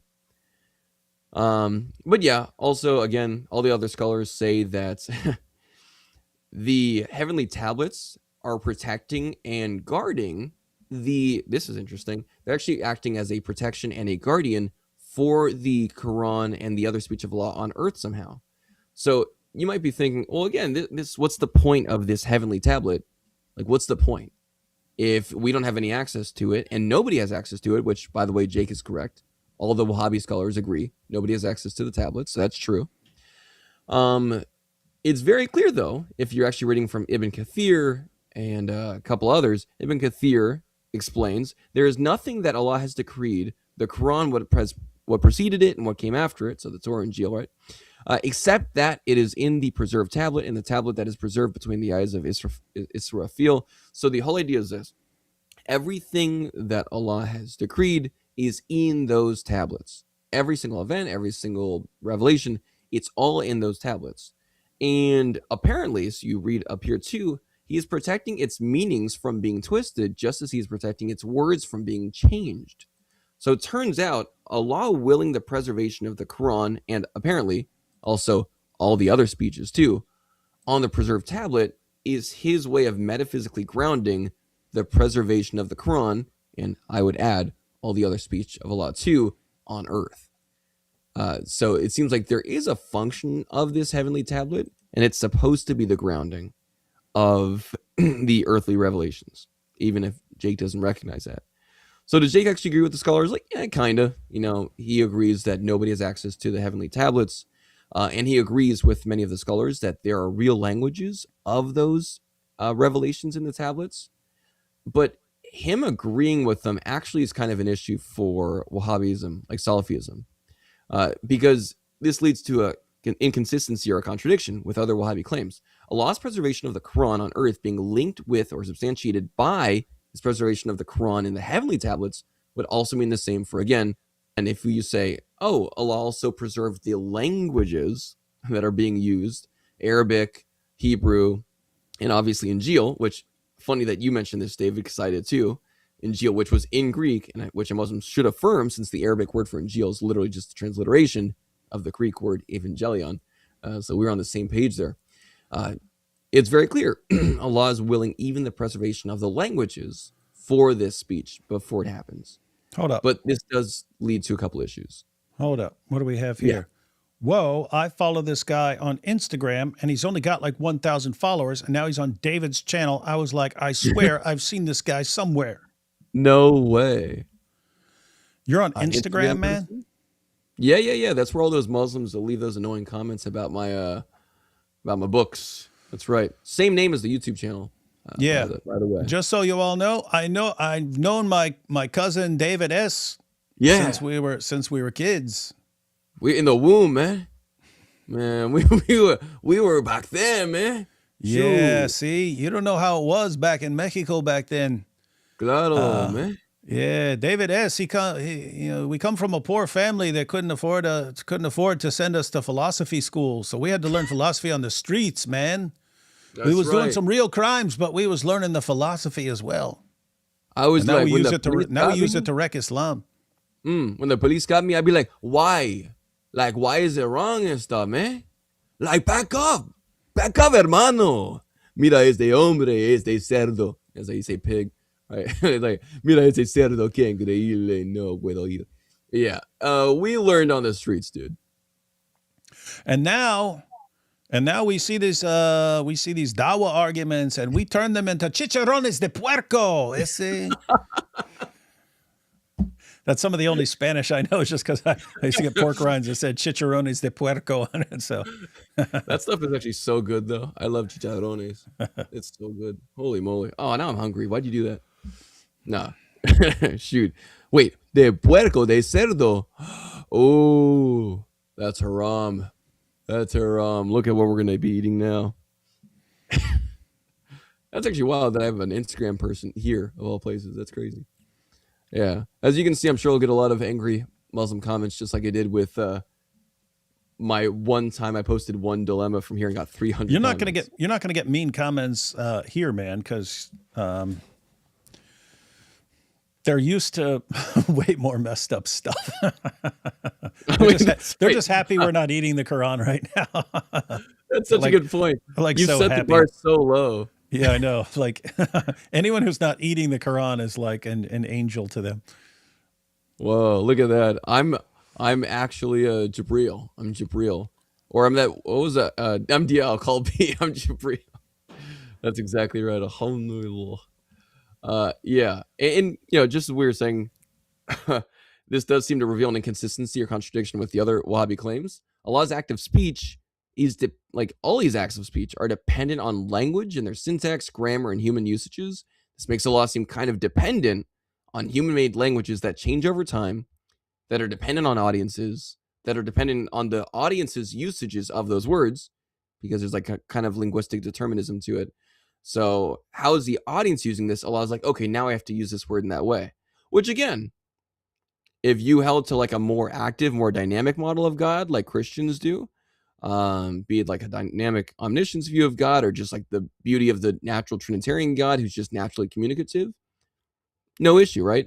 But the issue is you're dealing with a Tawheed God who is eternally static. So him being dependent on human-made languages seems to go against what a lot of Muslims will say. So no easy way out. Little Allah here writing with his pencil on the tablets. That's just what's going to happen. And even in you can see some of the issues here, like even on a just practical level and so on. I'm saying this because earlier in the day, this was not public. It was a discussion with Christian Apologetics group in Europe, and they had a Muslim who wanted to discuss the Islamic dilemma. So I was discussing the Islamic dilemma with him and so on. And as his response, one of the responses he gave, it was cool. It was a nice conversation and so on. He wasn't mean or anything. But one of his responses was that in Surah 5, verse 48, where it uses the word Muhammad, it actually means that the Quran is a corrector of the previous scriptures and so on. And what's crazy is you go, one, that's not what the word means at all. But two, you go to the commentaries and you'll get like 30 different meanings, even according to their classical commentaries, on what the word means. And it's like, why? Well, I mean, so Allah in his speech, like puts this word in the Quran, and Muslims themselves can't even figure out what in the world the word means.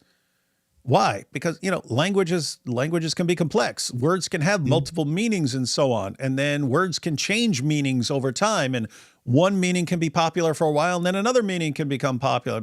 The word gay, for example, that used to mean one thing, it means something different. So you've got words like that, but you can see why, differences arise and so on. And so that's the idea. It's like, that's what human languages are. But then Allah makes his speech in one of these human languages that is constantly evolving and changing, and then you can't even figure out what he's saying.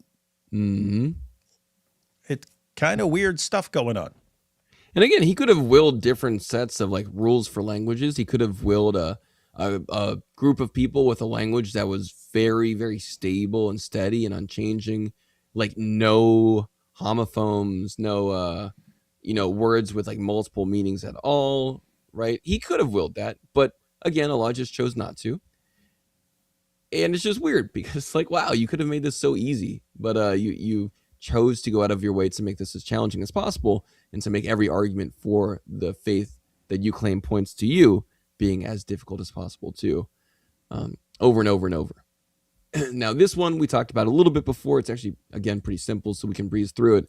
The function of the preserved tablet. Again, we're thinking, oh, it's useless, right? It's just what is it, like a recording? It's just a recording of stuff. Well, there is a preserved tablet. It contains all divine revelation. What is written in the Law Mahut, or whatever it is, the heavenly tablets, is willed, decreed, and protected by Allah. And Wahhabi tafsir explicitly links Quranic preservation on earth to its inscription in the heavenly tablets. So Hold up. Hey, hold go on. ahead. Hang on. You know what this just reminded me of? This preserved tablet, but meanwhile all the other books are being corrupted, but there's this preserved tablet that's pretty useless. It reminds me originally the Quran was just meant to be memorized. You read in the Muslim sources about them writing down verses on bones and palm leaves and flat stones and so on. Well, guess what? If you're writing something on flat stones, you're not writing a book. You're not trying to compile a book there. These were aids to memory. It's, hey, we just got a new verse. Let's jot it down so that as we're all trying to memorize it, someone's got it written down and can actually, read it out to us or something like that. But the point was for the Quran to be memorized and recited.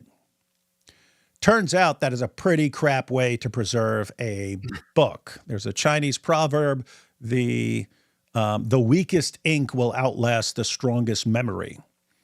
And Muslims found that out the hard way when Abu Bakr sent a bunch of the people who had parts of the Quran memorized into battle, and they got crushed, and a bunch of them died. They eventually won the battle, but a bunch of them died, and they lost parts of the Quran forever. In response to that, in response to losing a bunch of the Quran, Abu Bakr said, we need to have a written copy. The purpose of the written copy was so that they wouldn't lose any more. So he gets Zayd ibn Thabit to write down the entire Quran. And then they just keep it in a house. This was not meant to be passed around and copied and things like that. It was just so that, hey, if more people die who have the Quran memorized, then we'll at least have this copy. And so we won't actually lose it. We've got a copy. But imagine you've got that copy of the Quran, what was left of the Quran after some of it had already been lost. But imagine you had that copy of the Quran sitting in your house, and meanwhile, in the rest of the world, the Quran's just being corrupted left and right, and people are coming up with their own Qurans and fighting over the Qurans and so on. Guess what? Because guess what? That happened, right? They were on the verge of fighting over the Quran. That's why Uthman decided we have to start burning all the Qurans and stuff and just issue a standardized one. But imagine you had a preserved copy of the Quran in your house, and everywhere else in the world, the Quran's just being corrupted. And all you do is keep it to yourself and never share it as the Quran's being corrupted. Wouldn't that be really, really weird? And yet really it's what Jake is saying Allah did. He had his heavenly tablet and stuff like that of all the scriptures, and that's as good as gold. Allah really has that well protected and well guarded, even though it's completely useless to everyone. But meanwhile, he allowed his revelations to be corrupted, like all over the place, right? But he's got that tablet stored up. It's completely useless. Like if you had a preserved tablet of the Quran and everywhere else it was being corrupted, but you kept it, and hey, I got a good one. It's completely useless because I'm keeping it to myself. Anyway, I just want to point out there's like weird stuff. It's true. Now there's a sense in which I think. And again, I do argue in the death of Allah, especially the second one, that it makes sense that Allah would be like illogical in his selfishness, because Allah does not see generosity or sharing of information or himself as like an eternally good thing, because he's by himself forever. So of course he's going to see like Tawheed, he's going to see aloneness, oneness, non-relational states as a perfect way to be. So of course Allah would just have all these weird, random, selfish desires, right? Why? Because he's just always been by himself. So he sees like aloneness and selfishness to be more desirable. So that actually kind of makes sense. Allah's like, well, at least I have the tablet. It's like, yeah, but you're Allah. You don't need anything. He's like, yeah, but at least I have it. So he just got these random massive tablet. And it's a big one according to the sources. But it's either that like this heavenly tablet, that's, Lal Mahfuz, functions as a decretive guarantee of what Allah wills to occur in history, all the divine revelation and all that, or it functions as a purely like historical record with no earthly realization, right? Maybe it's not guaranteeing that anything stays preserved on earth. Maybe it's kind of just like a little history book. It's like, well, this is what it was, but it has no effect on the divine revelation on earth. Well, let's just go with Horne, that the heavenly tablets, their preservation is actually decretive. Like, it's the reason you can trust that the Quran on earth is preserved too. It protects the wording, the meaning, the letters of what is written there, and it has some sort of like tied, united effect with the speech on earth as well.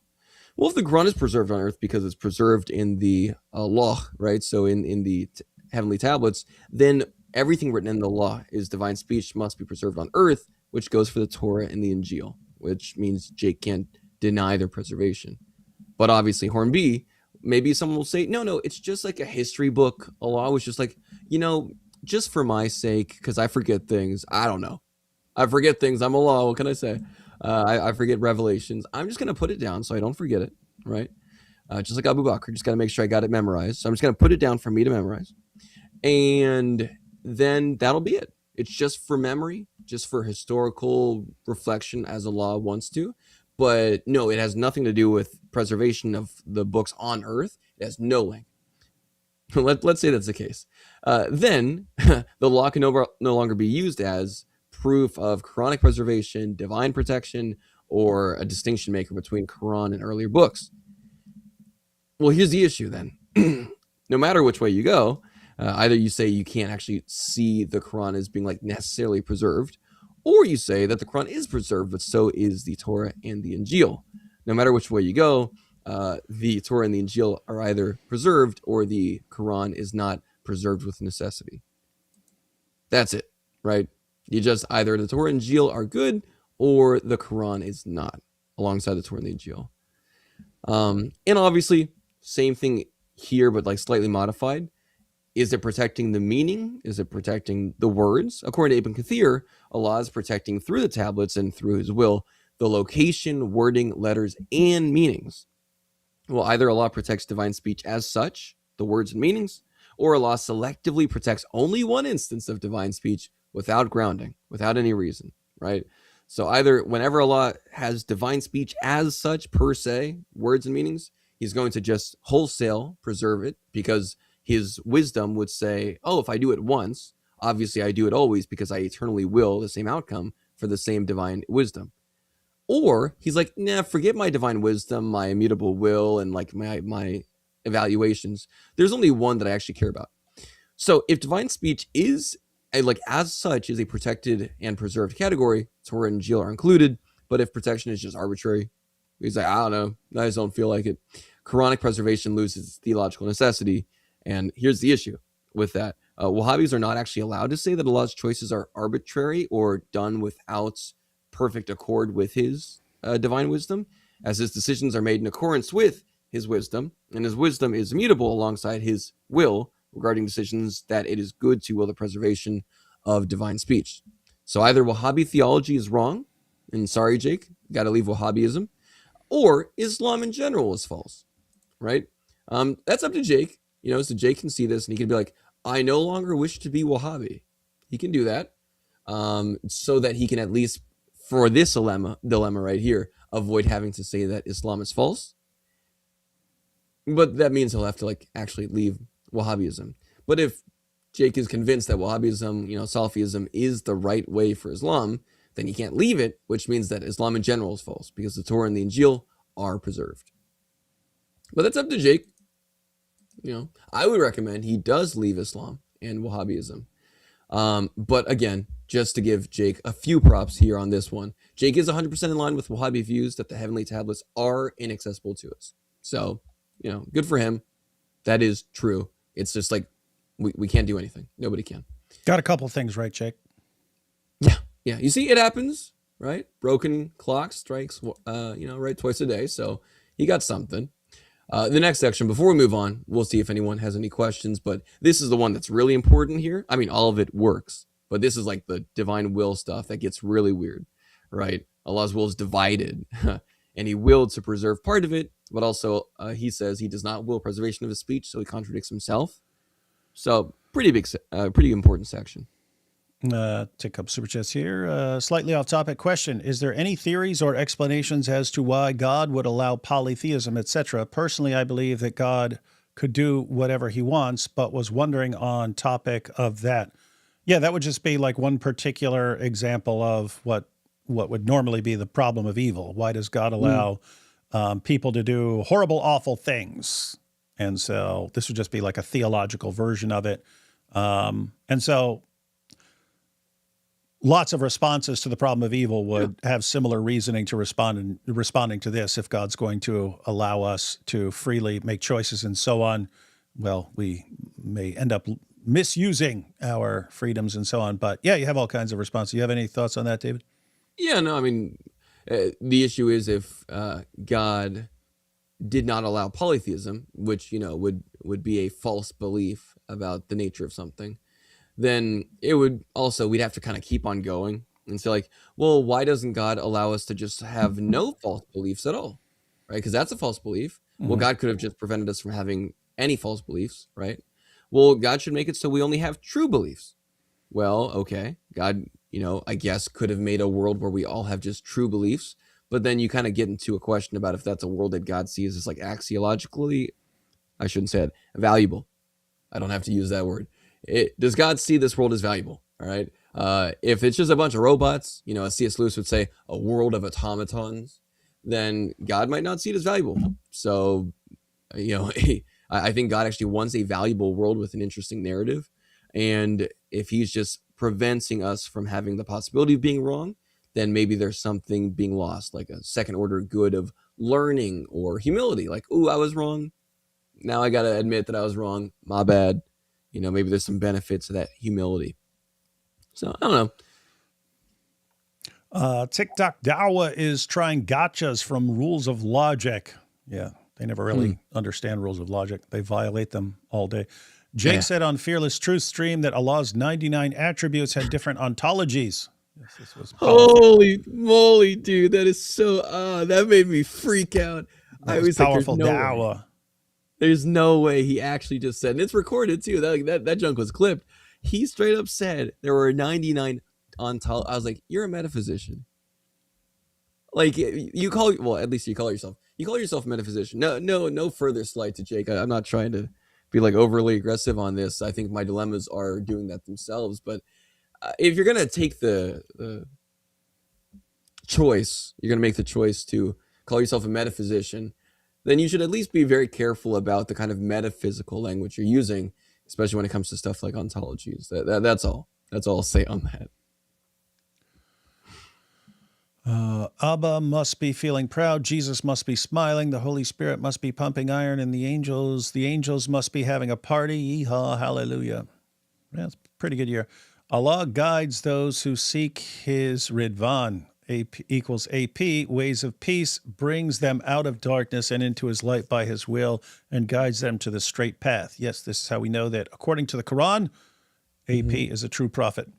Praying for protection for you soldiers in Christ. Thank you. Why don't Dawa use the Quran, Rasim, to rewrite? You're saying like they could use that to... What do you mean? Like they would want to rewrite it? I guess if they don't like what Allah says in all these verses, they could use that's like the skeletal text without all the markings and stuff on it. I guess if you're saying why don't they use that to start rewriting some of these parts? I guess they could. You know what's going to happen, right? They're going to get a Q Quran, just like how Dean Response keeps on bringing up the Q Gospel. Now Muslims are going to actually call for critical scholarship so that they can find a way to figure out what the original Quran really said. So they're going to find the Q Quran, and the Q Quran is going to say all of the arguments that they're arguing for currently. And Uzair equals Ezra, not Ezra, not Ezra. Ezra equals Israel. 930 means Jews say Israel are sons of God. Jews and Christians are wrong for saying with mouths and not believing in their hearts. I'm guessing you're joking here. Thanks for the answers, guys. Yeah. Thanks, Ida. And 1 second here. 1 second. Hang on. They're kind of arguing, but there's some. I see Mary in the chat. Go ahead, Mary. Yeah, she's over there arguing with everybody. And very Thaddeus. rude. She's being very rude to people. Oh, let's nice. see.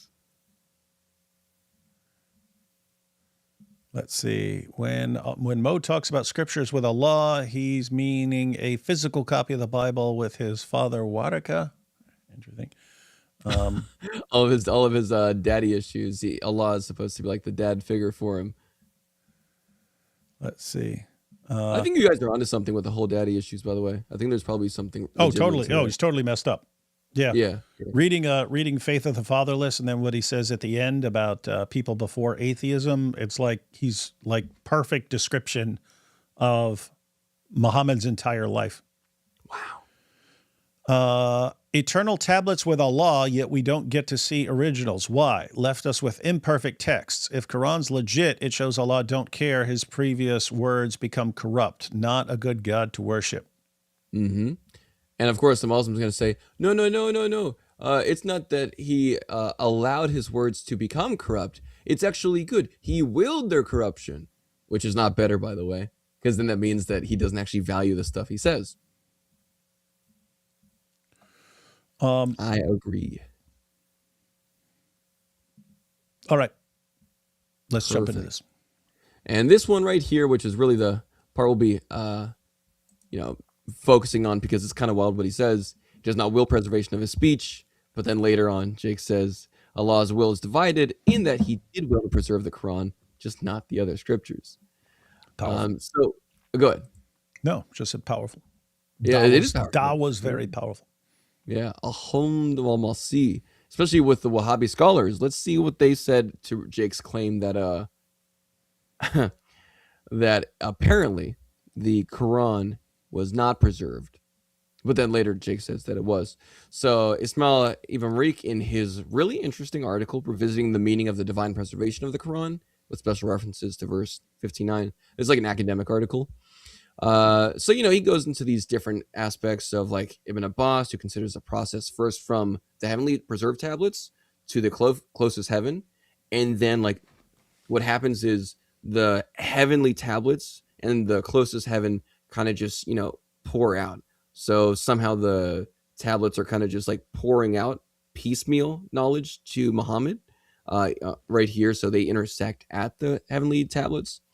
But then he also explains, no, other people say this. For example, all these verses point out the messenger Gabriel, who brought the revelation to the prophet, was immaculate, reliable, and holy. So this is really interesting. You're about to see that Gabriel is actually the reason that the heavenly tablets are connected to the earthly Quran and the earthly speech. So he was immaculate, reliable, and holy. These verses contain two significant meanings, one of which is that the vehicle that brings a holy book like the Quran to the prophet is a pure and holy one who is free from all kinds of stains and contamination, which indicates the perfection of the messenger, Gabriel, and message, the Quran. So this scholar is pointing out, well, you see, the connection between the heavenly tablets and the earthly revelation is Gabriel, is the messenger. And so you can trust that he's bringing you the preserved text from the heavenly tablets because he himself is reliable, immaculate, and holy. And so he's like the connection between these heavenly tablets and the earthly revelations. And the second meaning is that the presentation of Gabriel in the form of a clean, reliable spirit is to reveal the uprightness and cleanliness of the prophet. It means the purest messenger brings the purest message. Now, here's the issue. Let's just say we go with this kind of Wahhabi or this more interesting scholarly take. Hang on, no. You didn't finish that sentence, man. Oh, what for this one, all the way down here. Finish the sentence. This let's just go with this Wahhabi scholar. No. To put it more clearly, it means that the purest messenger. Go ahead, read it. Mm-hmm. Read it.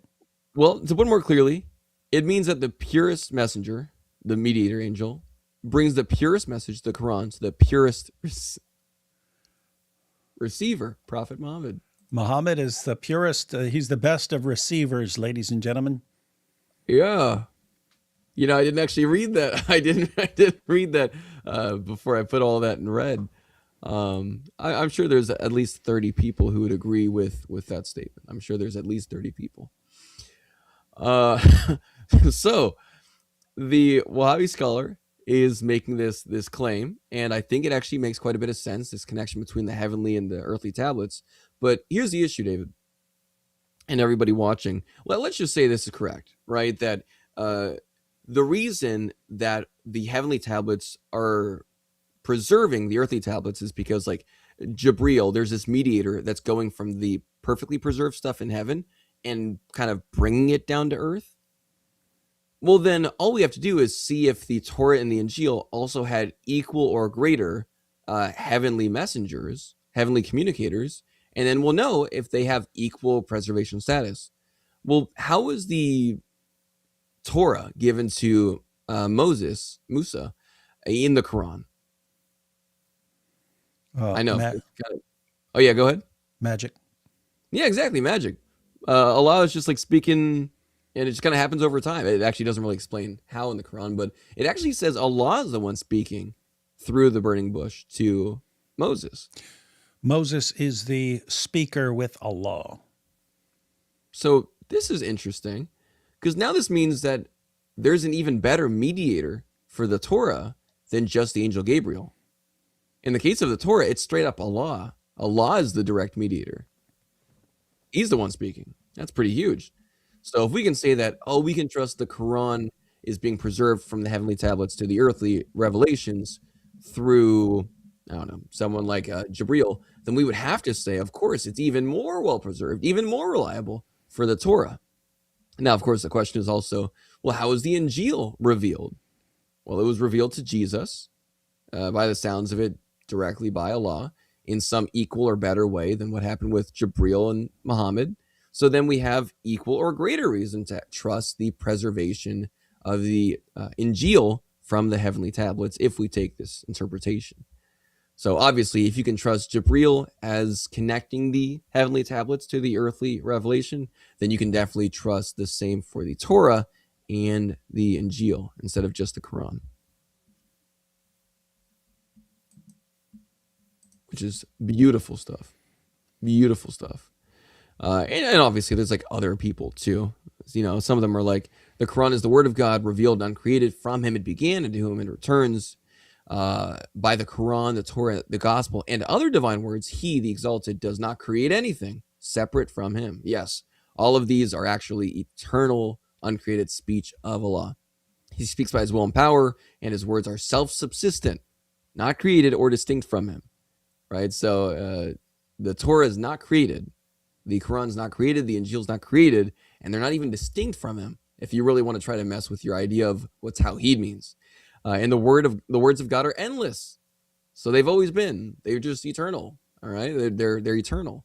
Well, if they're eternal, then you might start to think, shouldn't that mean that they're preserved? Well, we'll get to that.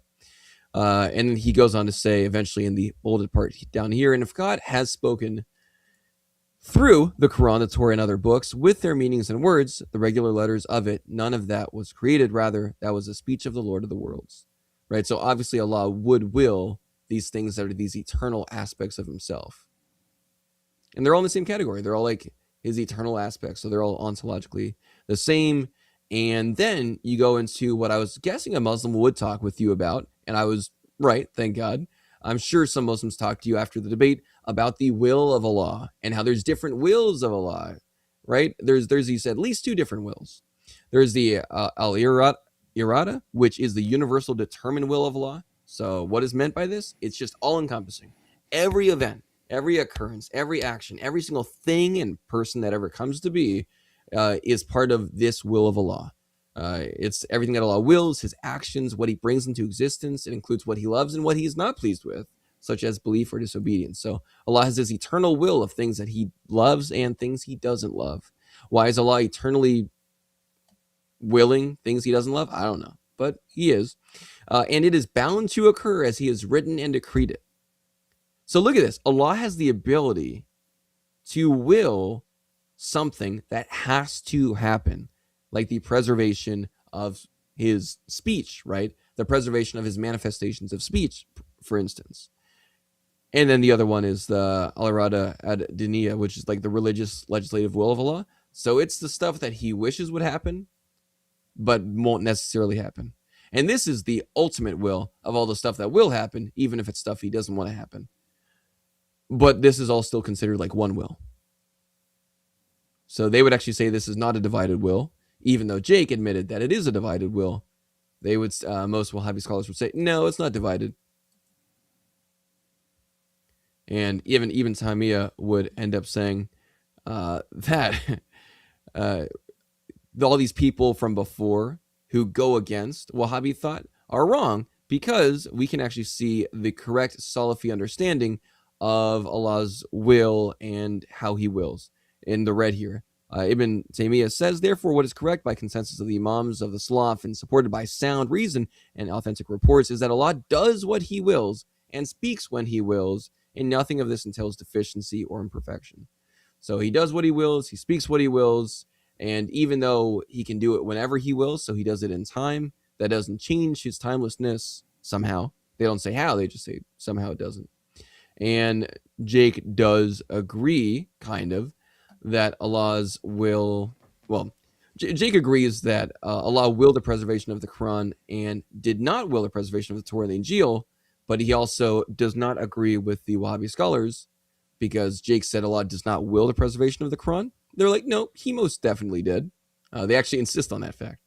And then also Allah's will is divided, right? Allah's will is divided. They would insist, no way. Allah's will is not divided. Allah's will is one and undivided because of Tawheed. So Jake often ends up accidentally disagreeing with some of these Wahhabi scholars. Not that it matters, though, because even if Jake was in pure agreement with them, they're wrong too. Like, does Allah will the preservation of his speech on earth or not? You can just say, well, given the fact that Allah wills all things, like legitimately everything, then that means Allah easily could have just willed the preservation of his Injil and Torah, just as he does with the Quran. He easily could have. So either Allah did will the preservation of his speech on earth, or he did not will the preservation of his speech on earth. If he did, that applies to the Torah and the Injil, since they're all divine speech, right? And a Muslim could say, well, no, according to Allah's wisdom, he willed the preservation of the Quran, but not the Torah and the Injil.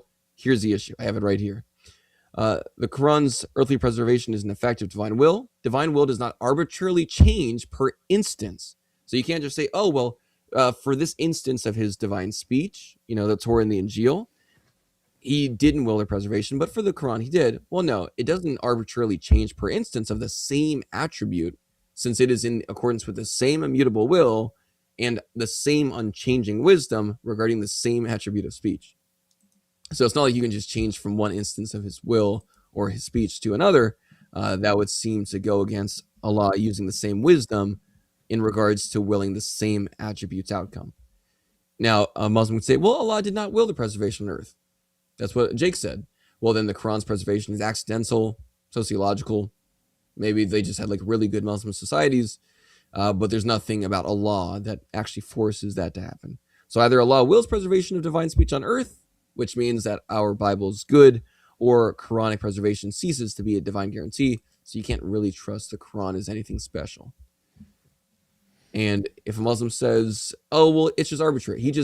Allah wills what he wills. There's no reason. Well, actually, Wahhabis can't say that. Jake straight up said to you when you were talking to him, he said, there's nothing within Allah's nature that requires him to preserve any scripture, not even the Quran.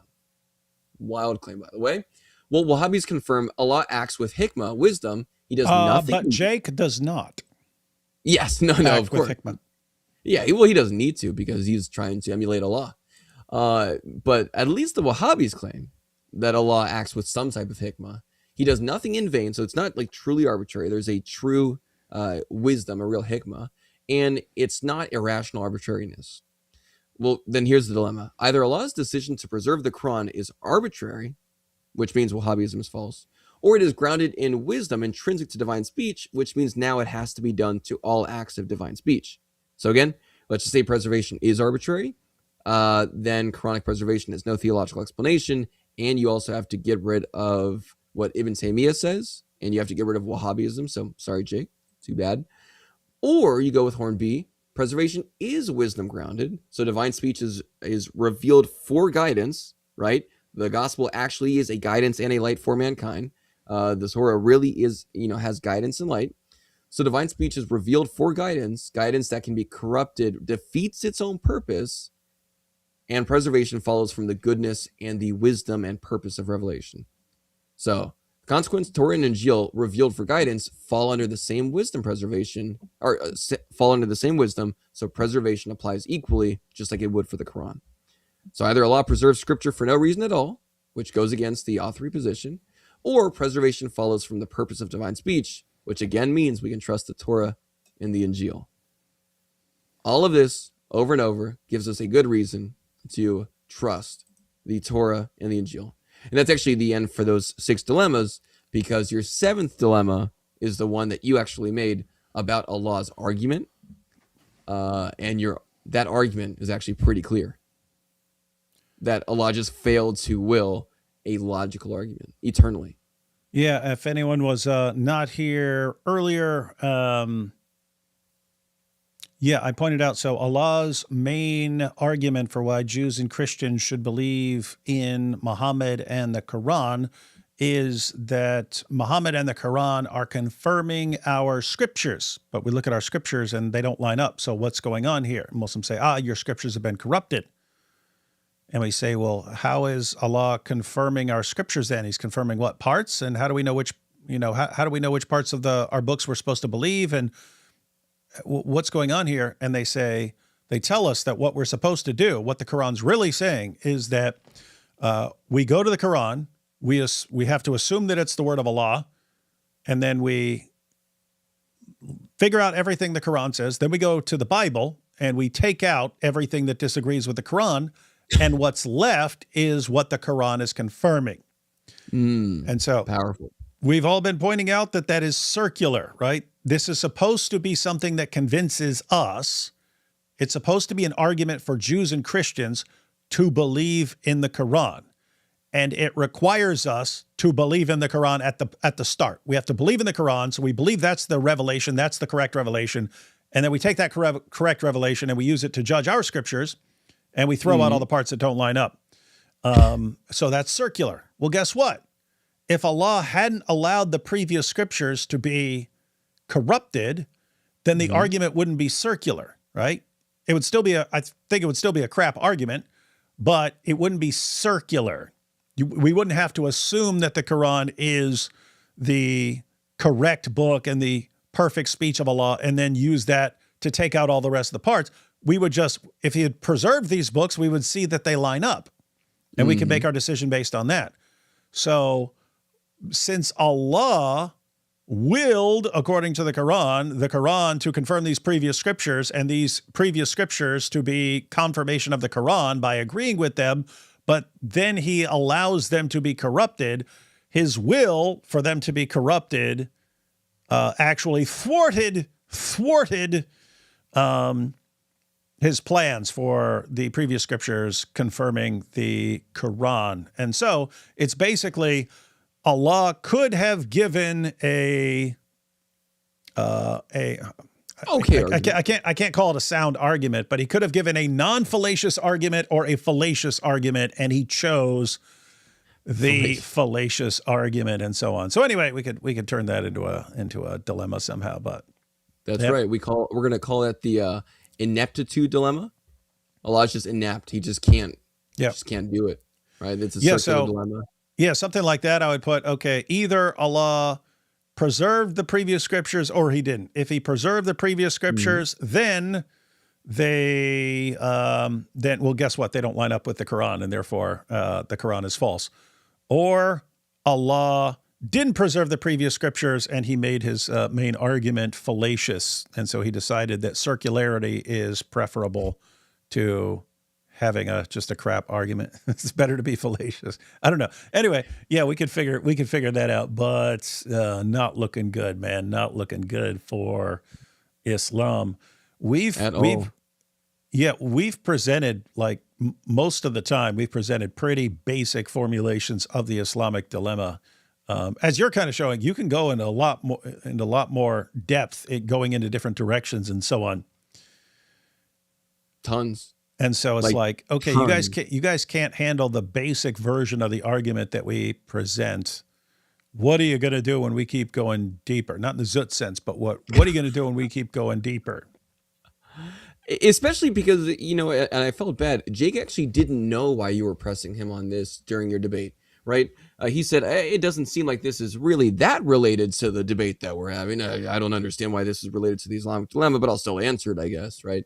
Trying to throw it off. And he also did the same thing with the debate he did with God Logic recently, where God Logic is pressing him. He's like, well, I don't see how this is really that related to the Islamic dilemma.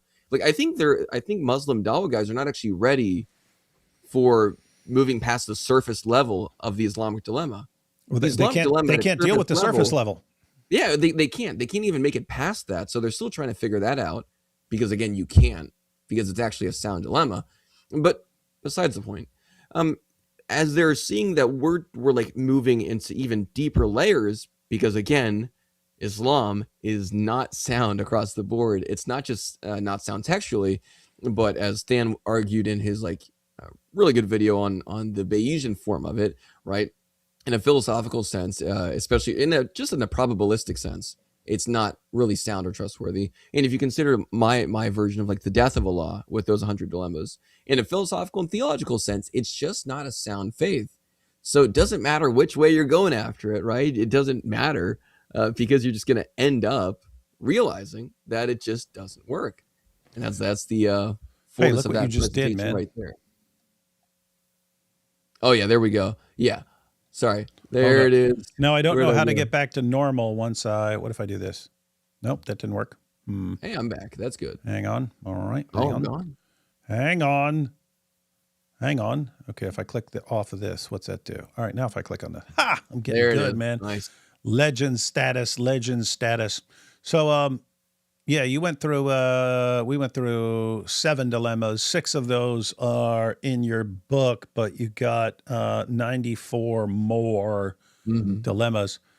Look, man, you just have to start making a video out of each one. I will. I really do think it'd be kind of fun just to show each dilemma in a video and say, all right, how would Muslims deal with this? Especially because the first 50 are camp specific. So I think I have 10 for Athari and then 10 for Ashari. And it's a good way if somebody just wants to learn, hey, what do these different camps of Islam believe?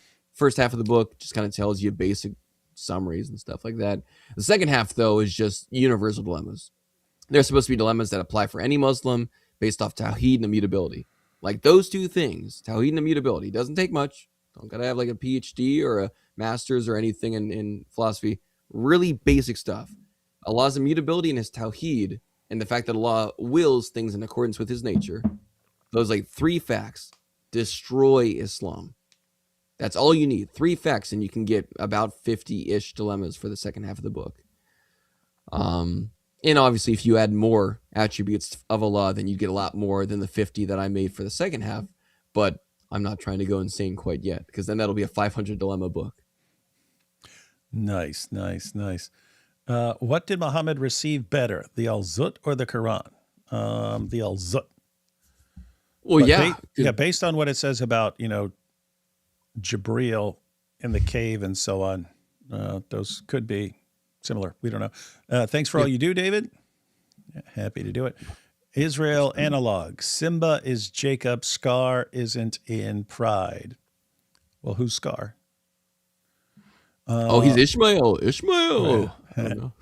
Islamic dilemma is solved. Quran confirms the Bible, and Bible is not corrupted. Discrepancies are due to Quran misinterpretation. Come to Jesus Christ. Yeah, we've in the past, I've made videos which are basically It's the same thing over and over again. They use an argument, we apply the argument to them, and they instantly reject the argument and say it's stupid, even though it's their argument. We just turned it on them. But one of those things is, but when they say, "Oh yeah, Jesus was a Muslim and his followers were Muslims," and well, why don't they, why didn't this stuff line up? Well, it was all corrupted. So what evidence do you have? Well, later on, this guy said that it's true, and so on. So, but if you're just going to say this person is this thing and you have no evidence for it, and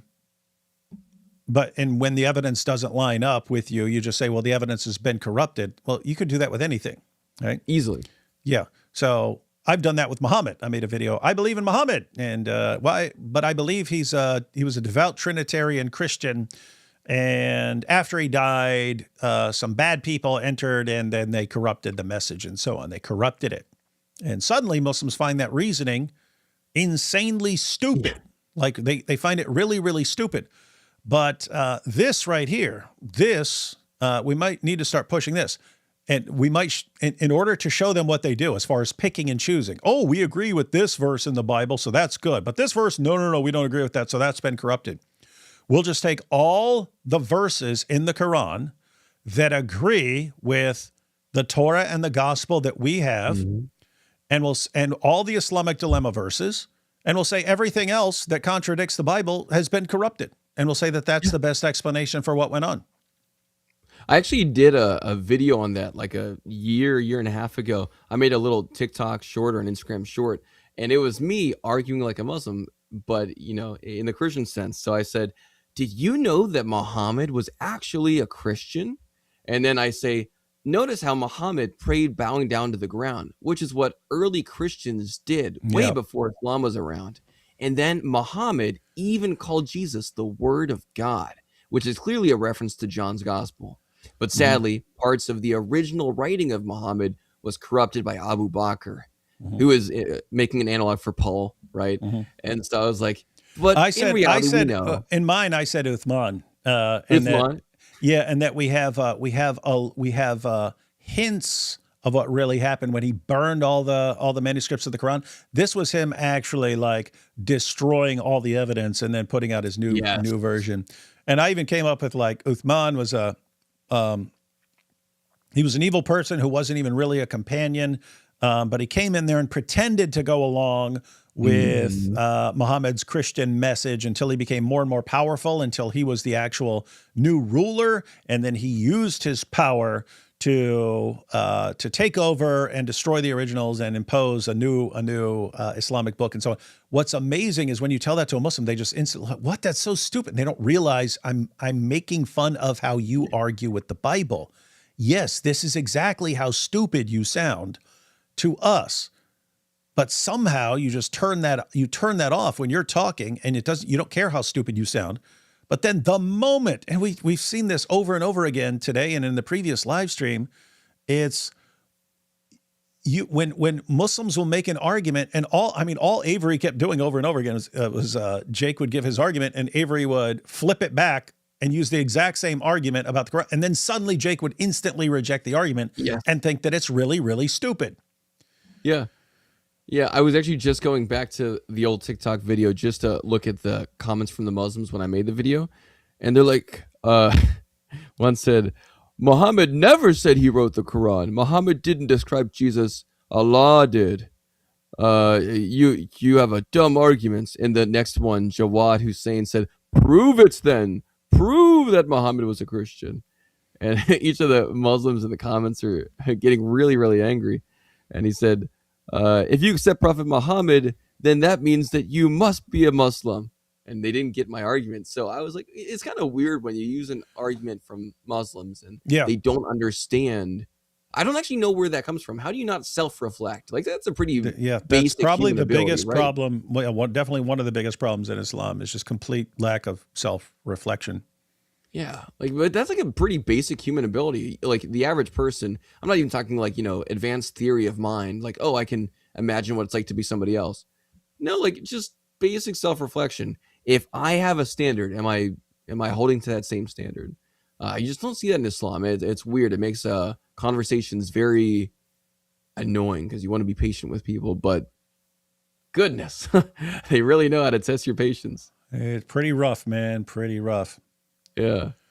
Right. Final thoughts on everything. Everyone, I've got a link to David S.'s channel in the description and also to his book. We went through 6 dilemmas from his book. He's got way more. Yeah, that's Should right. have done 99. The 99 dilemmas of all, the 99 dilemmas of a law. I was thinking about it because the original version, actually, my original book cover did say 99 Islamic dilemmas. But then I saw one thing from a live stream, and I got like one comment from a Muslim, and it just made me a little bit extra angry. So I decided, no, I'm gonna put that one extra. It's all it took, just like that one little bit. But this was great. This is a good chance to be able to show that these Islamic dilemmas do work, even in like professional debate settings. Muslims are just not really prepared for Tawheed and Islamic theology being pressed. So use that. Use that in conversation. I've had a lot of conversations with Muslims where they will just always go back to Tawheed. And I'm like, yeah, about that. You really shouldn't. There's no peace in that. There's no assurance in that. And your God can't even create. And Muslims are like, what do you mean our God can't even create? And I'm like, it's the 50th dilemma in my book. It's like right the second half, part 2 starts. And I explain how Allah can't even create because Allah doesn't see relationship or being related to another thing as a good thing. And Muslims are like, well, you believe in a shampoo bottle, 3-in-1, right? So they'll always go back to that. But this is a good way to slowly help Muslims realize that you can't go back to that final leg. Maybe you were told Muhammad's a good guy, but now, D Wood and AP and a bunch of other people show you that's wrong. Well, at least I know the Quran is preserved. All right, Islamic dilemma has obviously been showing you that that's not the case. All these Muslims keep on falling back on all these different live streams, all these different channels to the Trinity. Or, I'm sorry, to Tawheed. And they'll always say, the Trinity makes no sense. Therefore, Tawheed is true. I'm like, no. The Trinity actually makes sense of reality. So Christians, start learning to argue against Tawheed. Start learning to argue for the Trinity. Because once you knock that leg down that Muslims are trying to stand on, it's always their last leg. From now on, spend the next week watching live streams on David's channel, IP's channel, and just look how many times when Muslims are pushed through these dilemmas, they always say, well, it doesn't matter. The Trinity doesn't make sense. Watch. And then realize, once we knock this leg down, they have nothing left to stand upon unless they stand upon the gospel. And thank God our book has the real gospel. Thank God.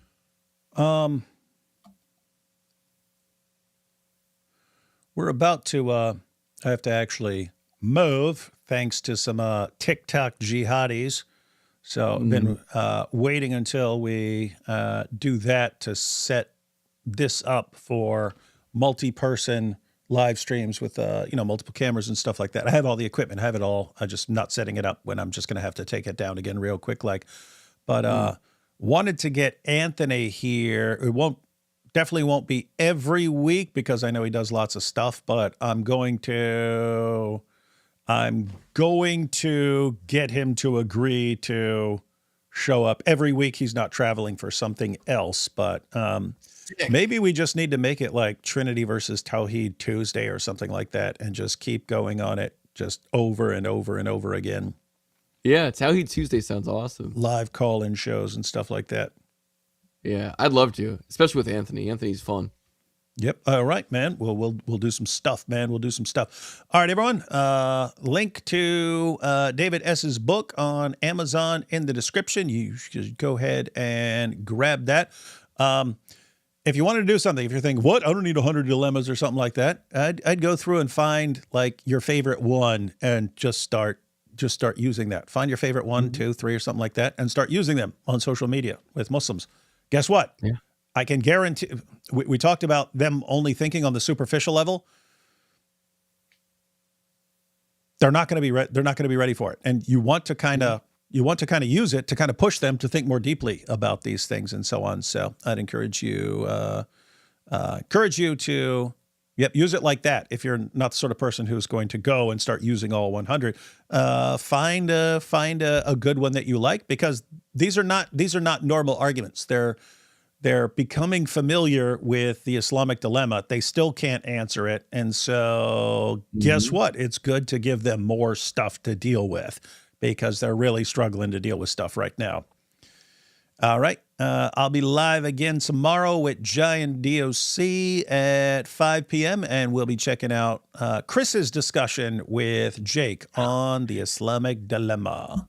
Poor Jake's getting cooked everywhere. Holy moly. Yeah, poor Jake. I don't know how. I mean, he attacked everyone. He attacked all the Dawa guys and then gave them limitless ammunition for saying that he sucks and needs to retire. Yeah. What a brilliant plan. What a brilliant plan. He attacked everyone else until he's supposedly the last man standing and then destroys himself. Brilliant.